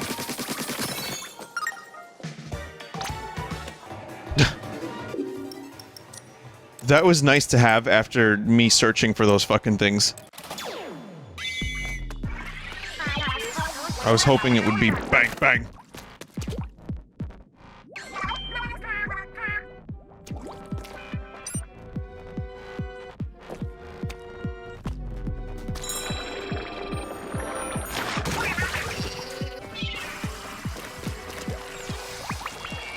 Well, obviously you don't want to charge it. Yep, totally knew that.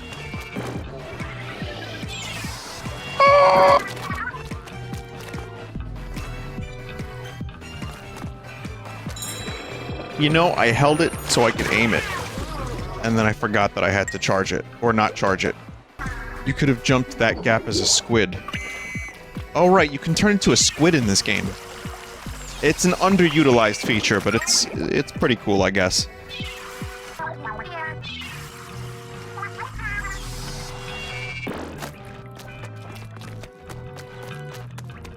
Hope it was worth it for the shit that I don't even need anymore. I almost said I doesn't even need.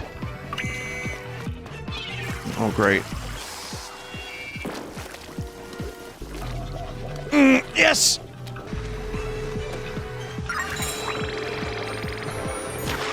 Shit.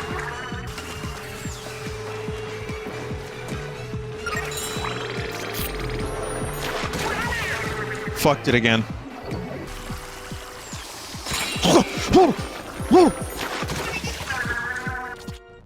I just did the Harrison Ford punch noise. It can be done.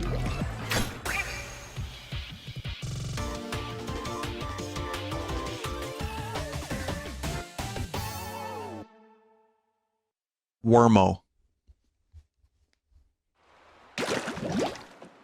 The moon is right. It sounds like Wormo to me. Okay, chat. What do I do now to begin the end of the game? I don't remember. Site 1? The beings that had emerged from the water soon emerged from the cavern of Alterna itself. From there, they flourished quickly. It wasn't long before they'd explored every corner of the world. This epochal event gave great significance to the crater above Alterna and its surrounding territories, now referred to as the Splatlands. The region would, from that point on, be known as the Land of Fresh Beginnings among the creatures that now thrive on the surface. These newly evolved beings, having scattered themselves across the globe, soon gave rise to distinct cultures and unique ways of life. Out of all the species now roaming the earth, squids and octopuses soon distinguished themselves via intelligence and fresh vibes, so to speak. It wasn't long before they became the apex species of the planet. Now, I must fast forward a bit. That's an amazing piece of art, by the way. 5,000 years later, a peculiar individual was born. This squid quickly rose to fame in the Splatlands due to some unique characteristics. Yes, this individual was embraced as a prophet, gifted with numerous revelations that they shared among their fellow squids. It was another turning point for squid kind.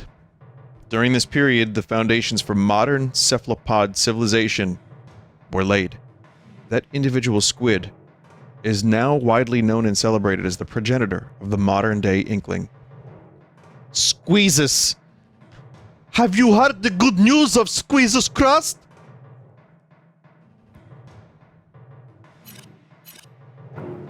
I can't believe there's a Squid Jesus in this game. I think it's pretty clear that we have to get into that rocket somehow. Are you ready to try this? Hey, is all your hero gear the way you want it? Captain saying this is the final confirmation. Are you really super ultra mega sure you're ready?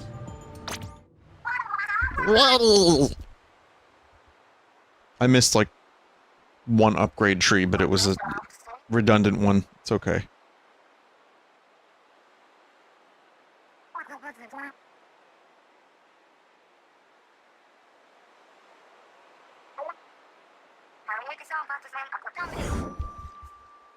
You must combine the things.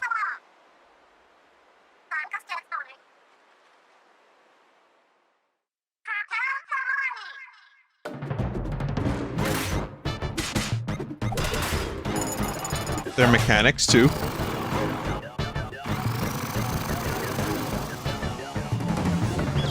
Da-da-da-da-da-da-da.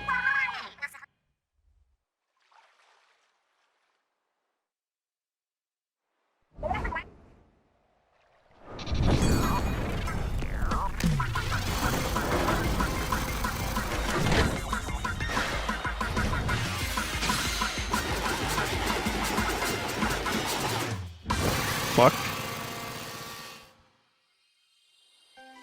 I was gonna say, when did this game become anime?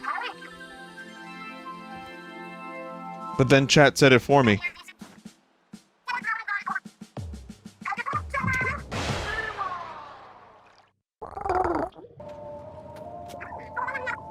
Captain, are you okay? Simply can't go on. You sprained a tentacle? Well, we won't let you down. We'll go on without you. Come on, Agent 3, let's... wait 1 hot minute. That's right, it's us. You didn't think we were gonna just give up, did you? Tell me you didn't. Giving up is for the weak. Do we look weak? I mean, you have a manta ray. So, last chance. If you don't want to tangle with Deep Cut, put down the treasure and walk away. Ow! Oh, that thing? Yeah, we're done with it. It's all yours. Done with it? Done with treasure? What's wrong with you? Plenty. But don't worry about that. If this pile of junk makes you happy, you can have it. This is a trick, right?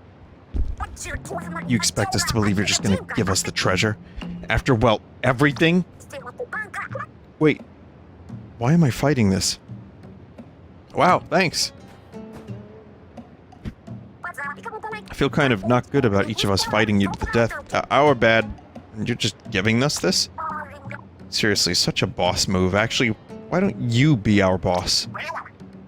Oh. Boss Marie. Looks like you have your own employees now. Have fun with that. Oh, I'm gonna have to approve their time cards, aren't I?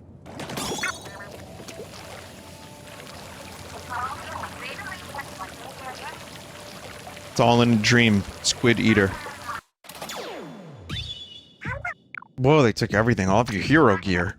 Oof, I mean, we didn't exactly surprise them, did we? We just charged right in. If I were setting a trap for you, I'd be doing the yay, the trap work dance right now. I may do it anyway, it's a fun dance.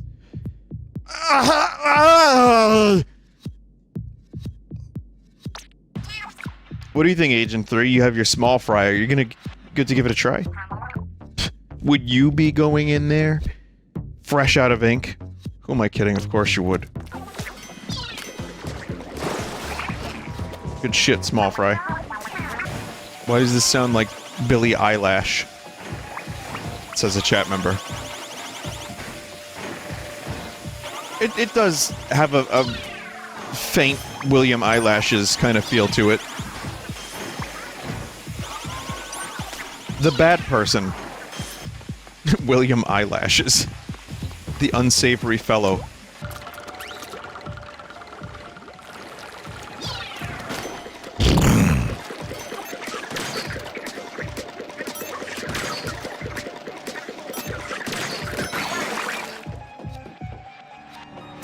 Is Small Fry, like, biting into them? Like eating their flesh?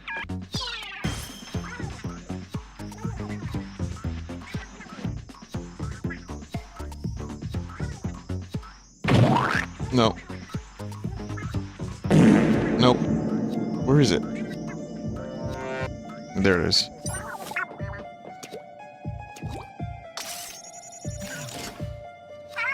You got your gear back.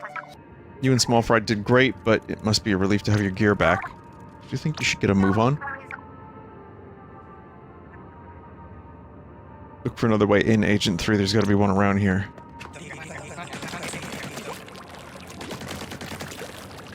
Look, Gordon, rope!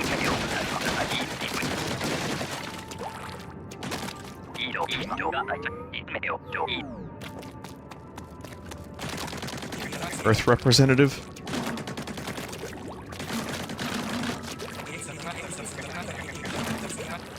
If you really do want to help him. Never fear, you will be free soon.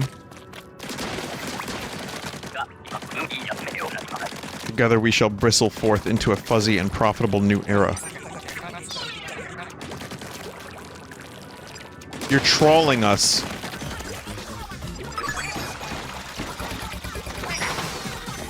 Here comes the twister. Well, that was a great way to beam that. And just totally, and completely and fully Bean Boozle the special.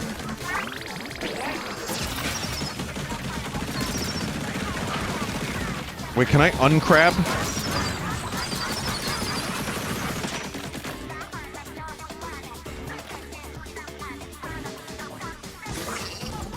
That was a useful death. Listen, I saw the octopus zeppelins, and it reminded me of the Hindenburg, so I said, you know what, let me crab tank and destroy. It was really... yeah, it was a weird thought. Weird thought. I know we've had a few false Gramps signals, but I'm pretty sure he's on that launch pad. How in the world are you supposed to get over there? I don't know for sure, but if we can get into this building on the right, maybe we can find an answer. The world as it exists now is out of balance. One cannot run a world something. Mammals and marine creatures have traded places, and not for the better.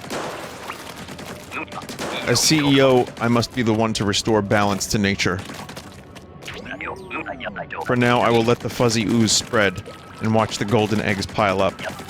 My employees have been extremely diligent. Wait, we've been working for this asshole. Hey, buddy, you talking to me? Because I have no idea what you're saying. Are we the baddies? I don't know. I don't think so. Anyway, you guys want to do some salmon run? Well, we climbed, we unclimbed, and now we're here. I hope Gramps really is at the launch pad. Still not sure how to get there.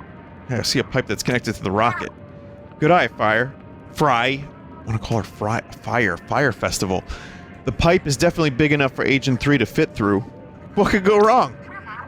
Very brave to volunteer Agent 3 like that. Cool Redvox reference game. Oh! Chat member, if you like mustard, I don't know if I told you about the sandwich that I learned about that from that YouTube video. That it was some sandwich that some food YouTuber made, some chef actually made when they were drunk and in college.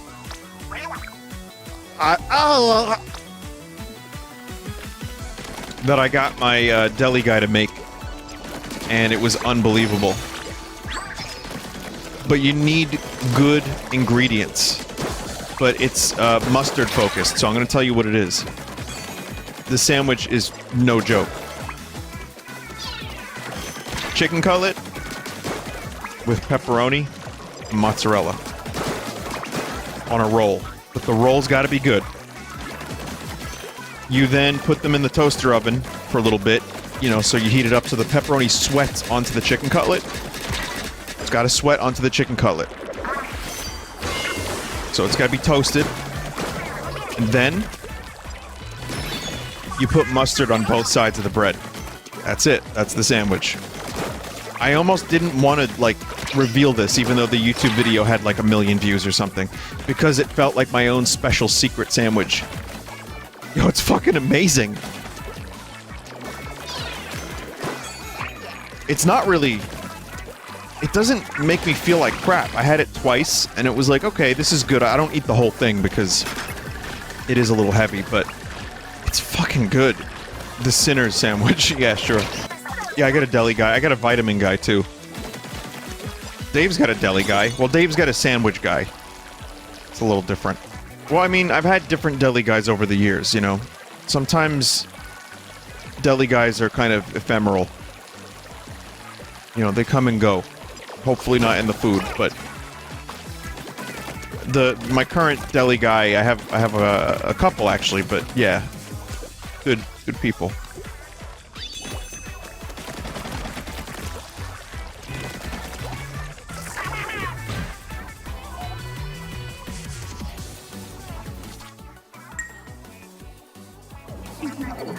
Shit.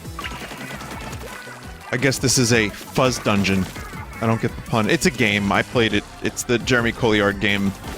Guy who made the game, Jeff. Almost. Something weird is in here.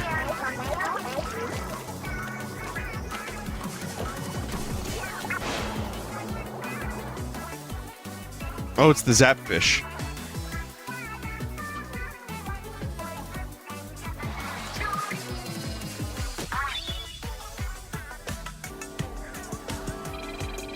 Launch preparations nearing completion. Please exercise care near closing bulkheads. With these floating energy cores.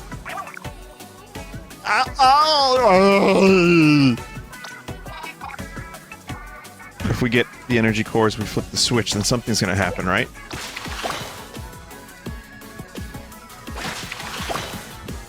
Oh god. Oh, okay, now it's getting really interesting.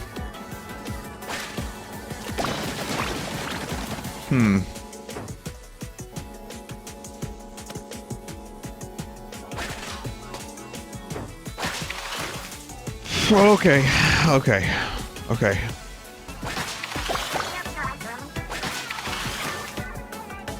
No, I didn't get that one, did I?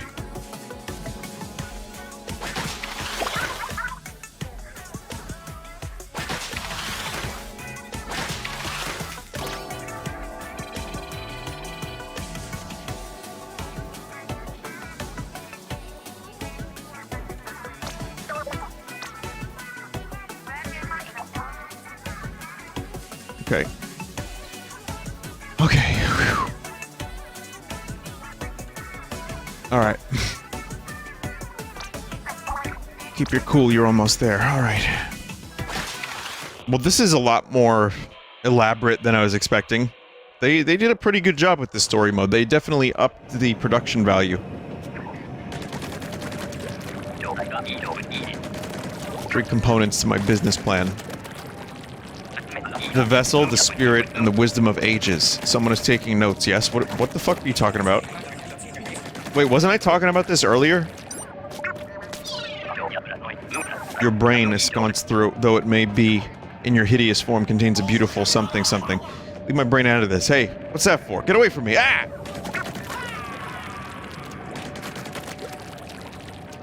Well, rest in peace. To be a visionary in business and in life, one must be prepared to make tough decisions. I must leverage the suffering of my employees into a brighter, fuzzier future for all.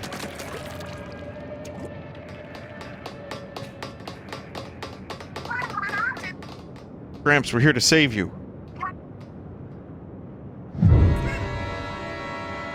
Just a dried out squid. Dehydrated in his prime. Is Gramps turning into like a human? Oh, it's a giant bear. The fuck? Mr. Grizz.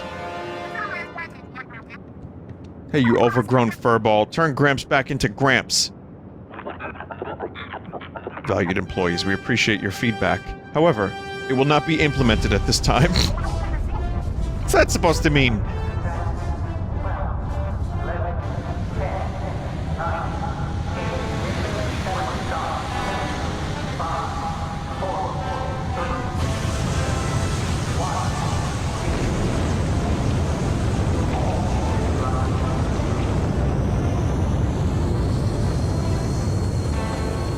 Yeah, I heard real English. It means the end of your employment.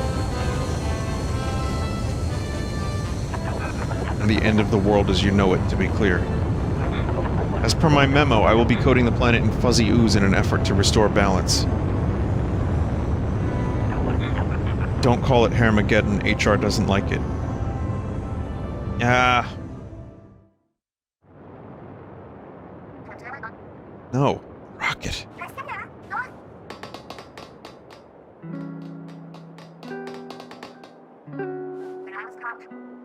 He's all dried up. But how?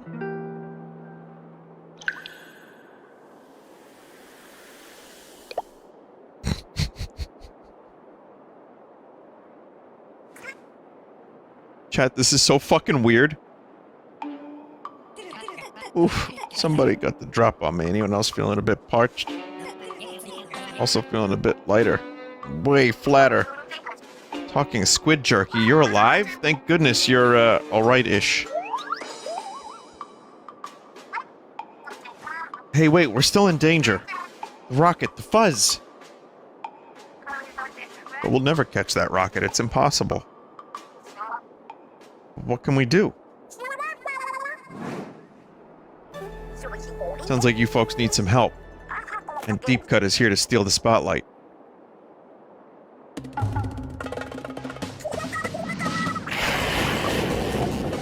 Okay, I guess you just had that ability this whole time.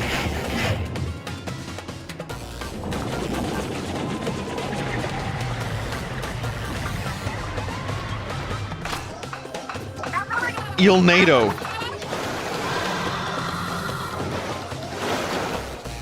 Oh yeah, she did. That was the boss fight. My bad. Sorry. Hey!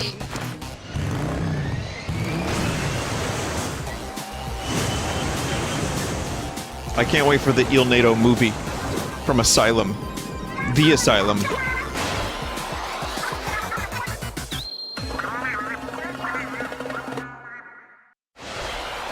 Fail the final battle on purpose. There's a failure cutscene.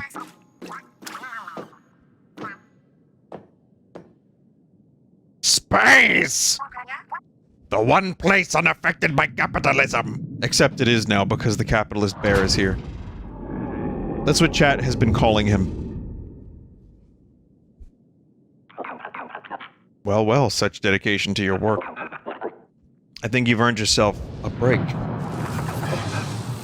Now come here so I can break you.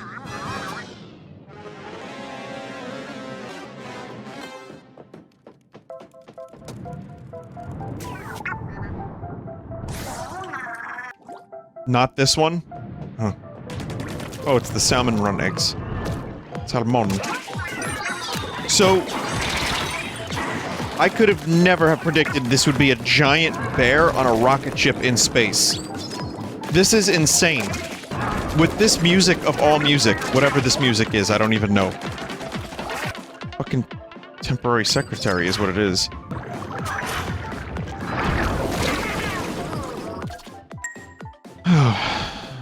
Chat, I may not have to try to fail.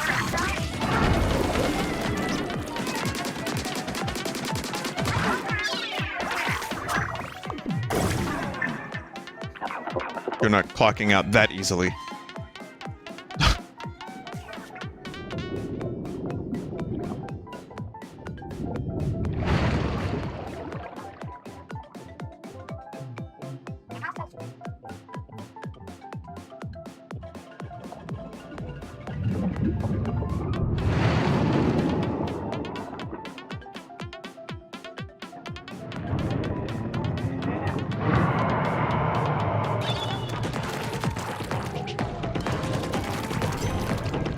No, we don't need rhythm in our insane final battle music. I mean, this is really cool.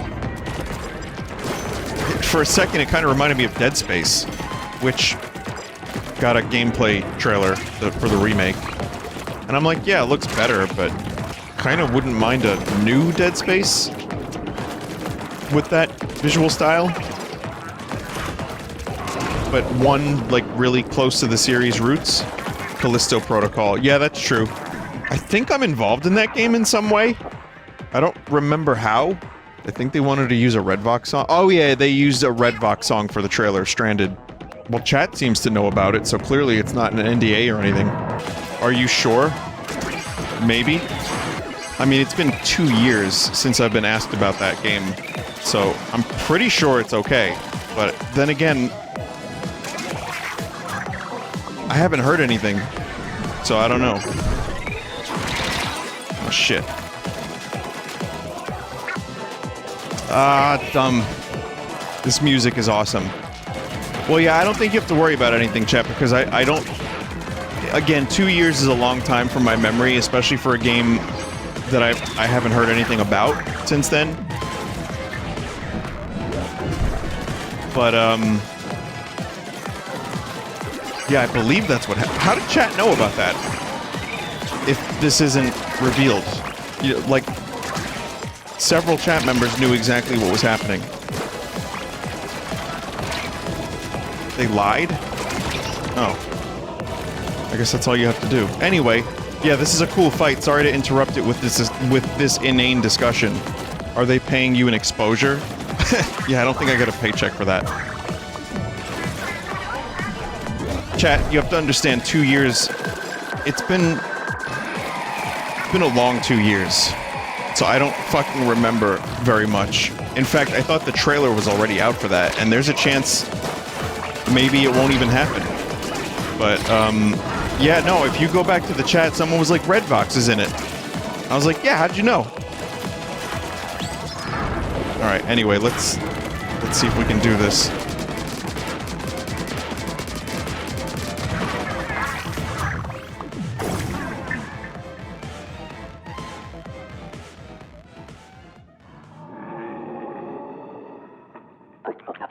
You are proactive, aren't you? But it's time to clock out. In a few moments, Earth will, I guess, become fuzzy.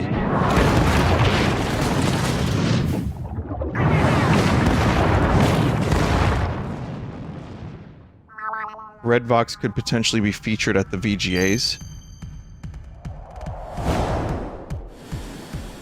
I don't know what chat's talking about.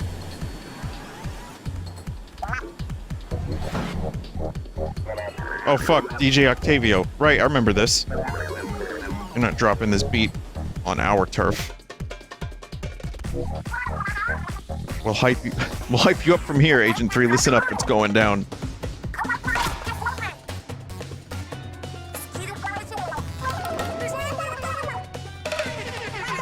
Oh!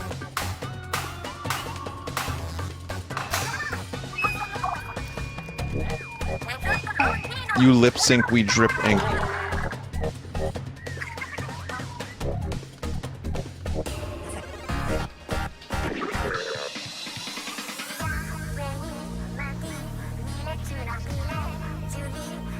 Isn't this the Splatfest song?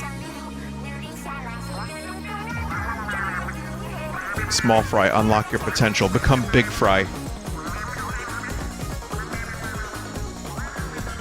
Oh, Splat 1. Got it.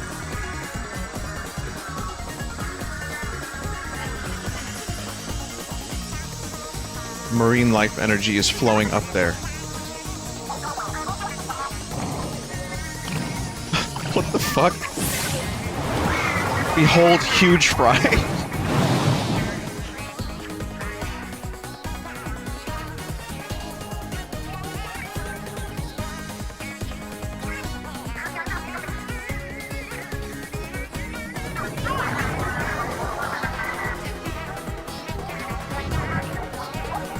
The bear is filled with fuzzy ooze. Eliminate the fuzzballs and help huge fry.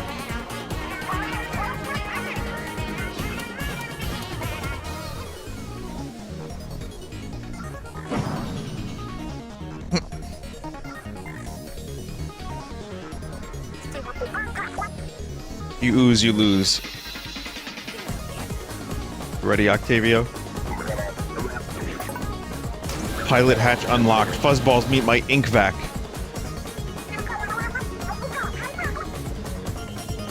Okay.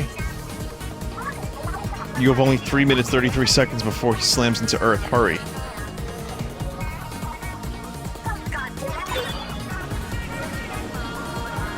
Okay, how do I fail this?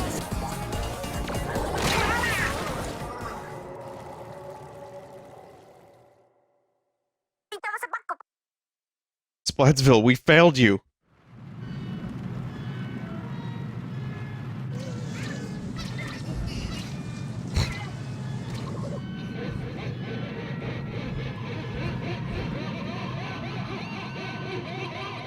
On that day, a massive fuzzball was born in space.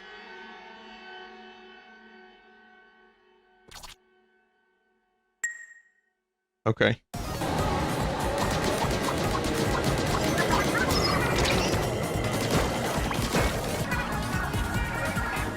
I mean, this is really cool. I knew small fry was the key to all this. Oh my god.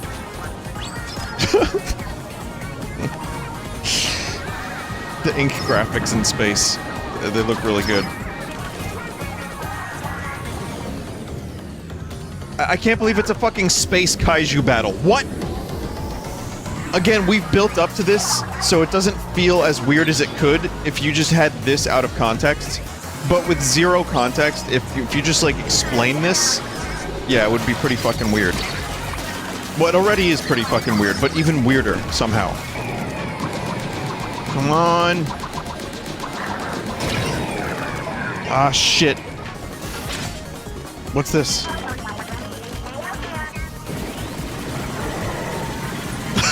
Nice. Well, that's satisfying.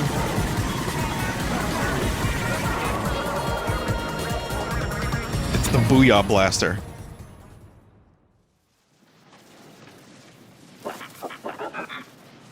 It seems all of my work has been for nothing. Times have changed. The world can never be as it was. Moving forward is the future. I suppose this is it then. You will not receive severance pay!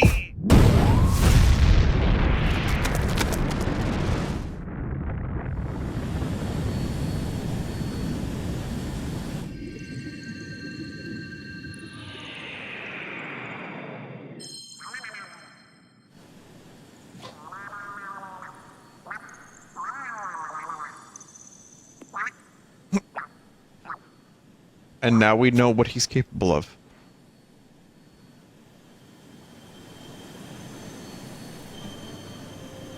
He was the key to all this.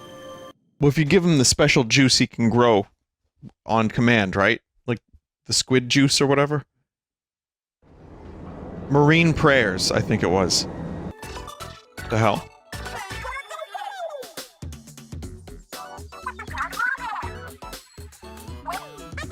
Repping the Splatlands, we are deep cut.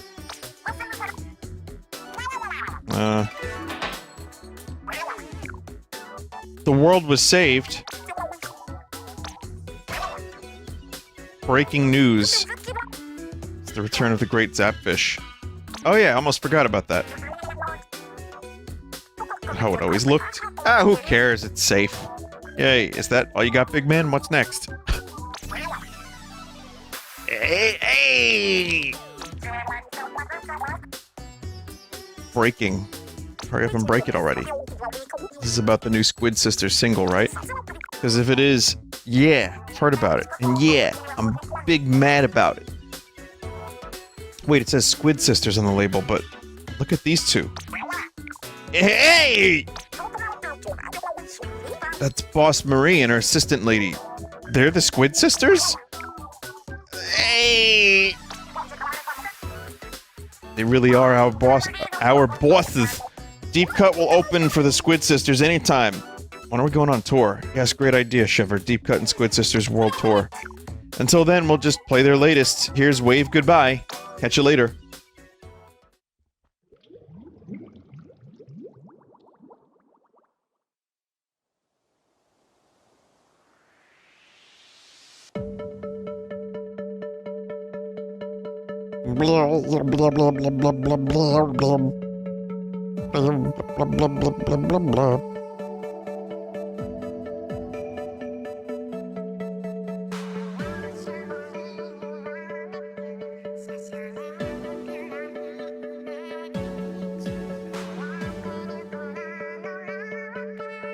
It's not like Smash Brothers where you can just shoot the names.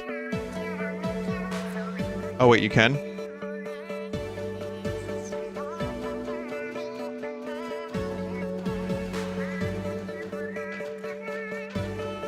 Well, how about that?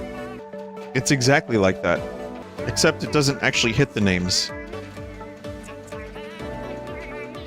Space Gobs? They must have had a lot of fun choosing all these different typefaces for this. It was a good single player. I would say the best one yet.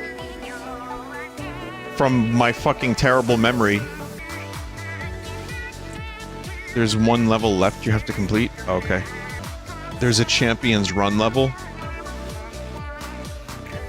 Yeah, not tonight, chat. I'll tell you what, next time I play this game, it'll be a multiplayer. Lots of, you know, salmon run, lots of matches, and then I'll try that. Grizz's corpse is still there.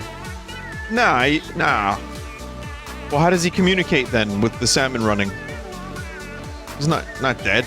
It's pre-recorded. Check salmon run after this and you'll see. Reject ink.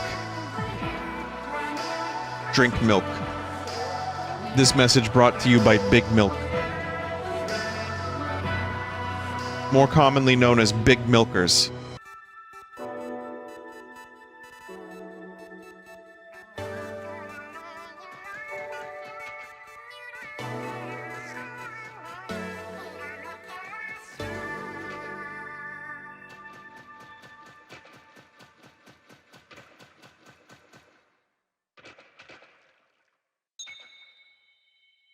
Thank you so much for playing my game. Well, I have a new locker now. May as well show you. I'm trying to do the wacky physics. Chat. This is fine because the top one is being held up, like it's being stopped from falling over by the top of the locker. But, without that happening, even if you can actually balance it. Like, it'll balance that exact scenario of things. If you're very careful, you can balance it perfectly. But when you go to save it, they all fall over. I must have tried for like 20 minutes. So, so what's different here? Oh, yeah. It's no longer Grisco, it's Small Fry. Well, it's Big Fry. Someone said, holy shit, I never noticed that. You just get so used to seeing a certain thing. Hacker, of course you're playing. I can't, though. I really, really can't. I'm good for tonight, but there will be more Splatoon 3. The single player was great. Definitely worth playing. Lots of creative stuff. All the new gameplay mechanics were extrapolated upon in an interesting way. The shooting was good. The story was good. All the lore was good.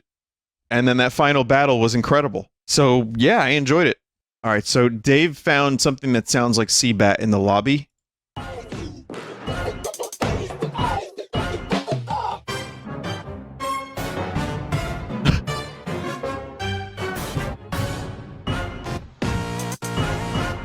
That's real. That is in Splatoon 3.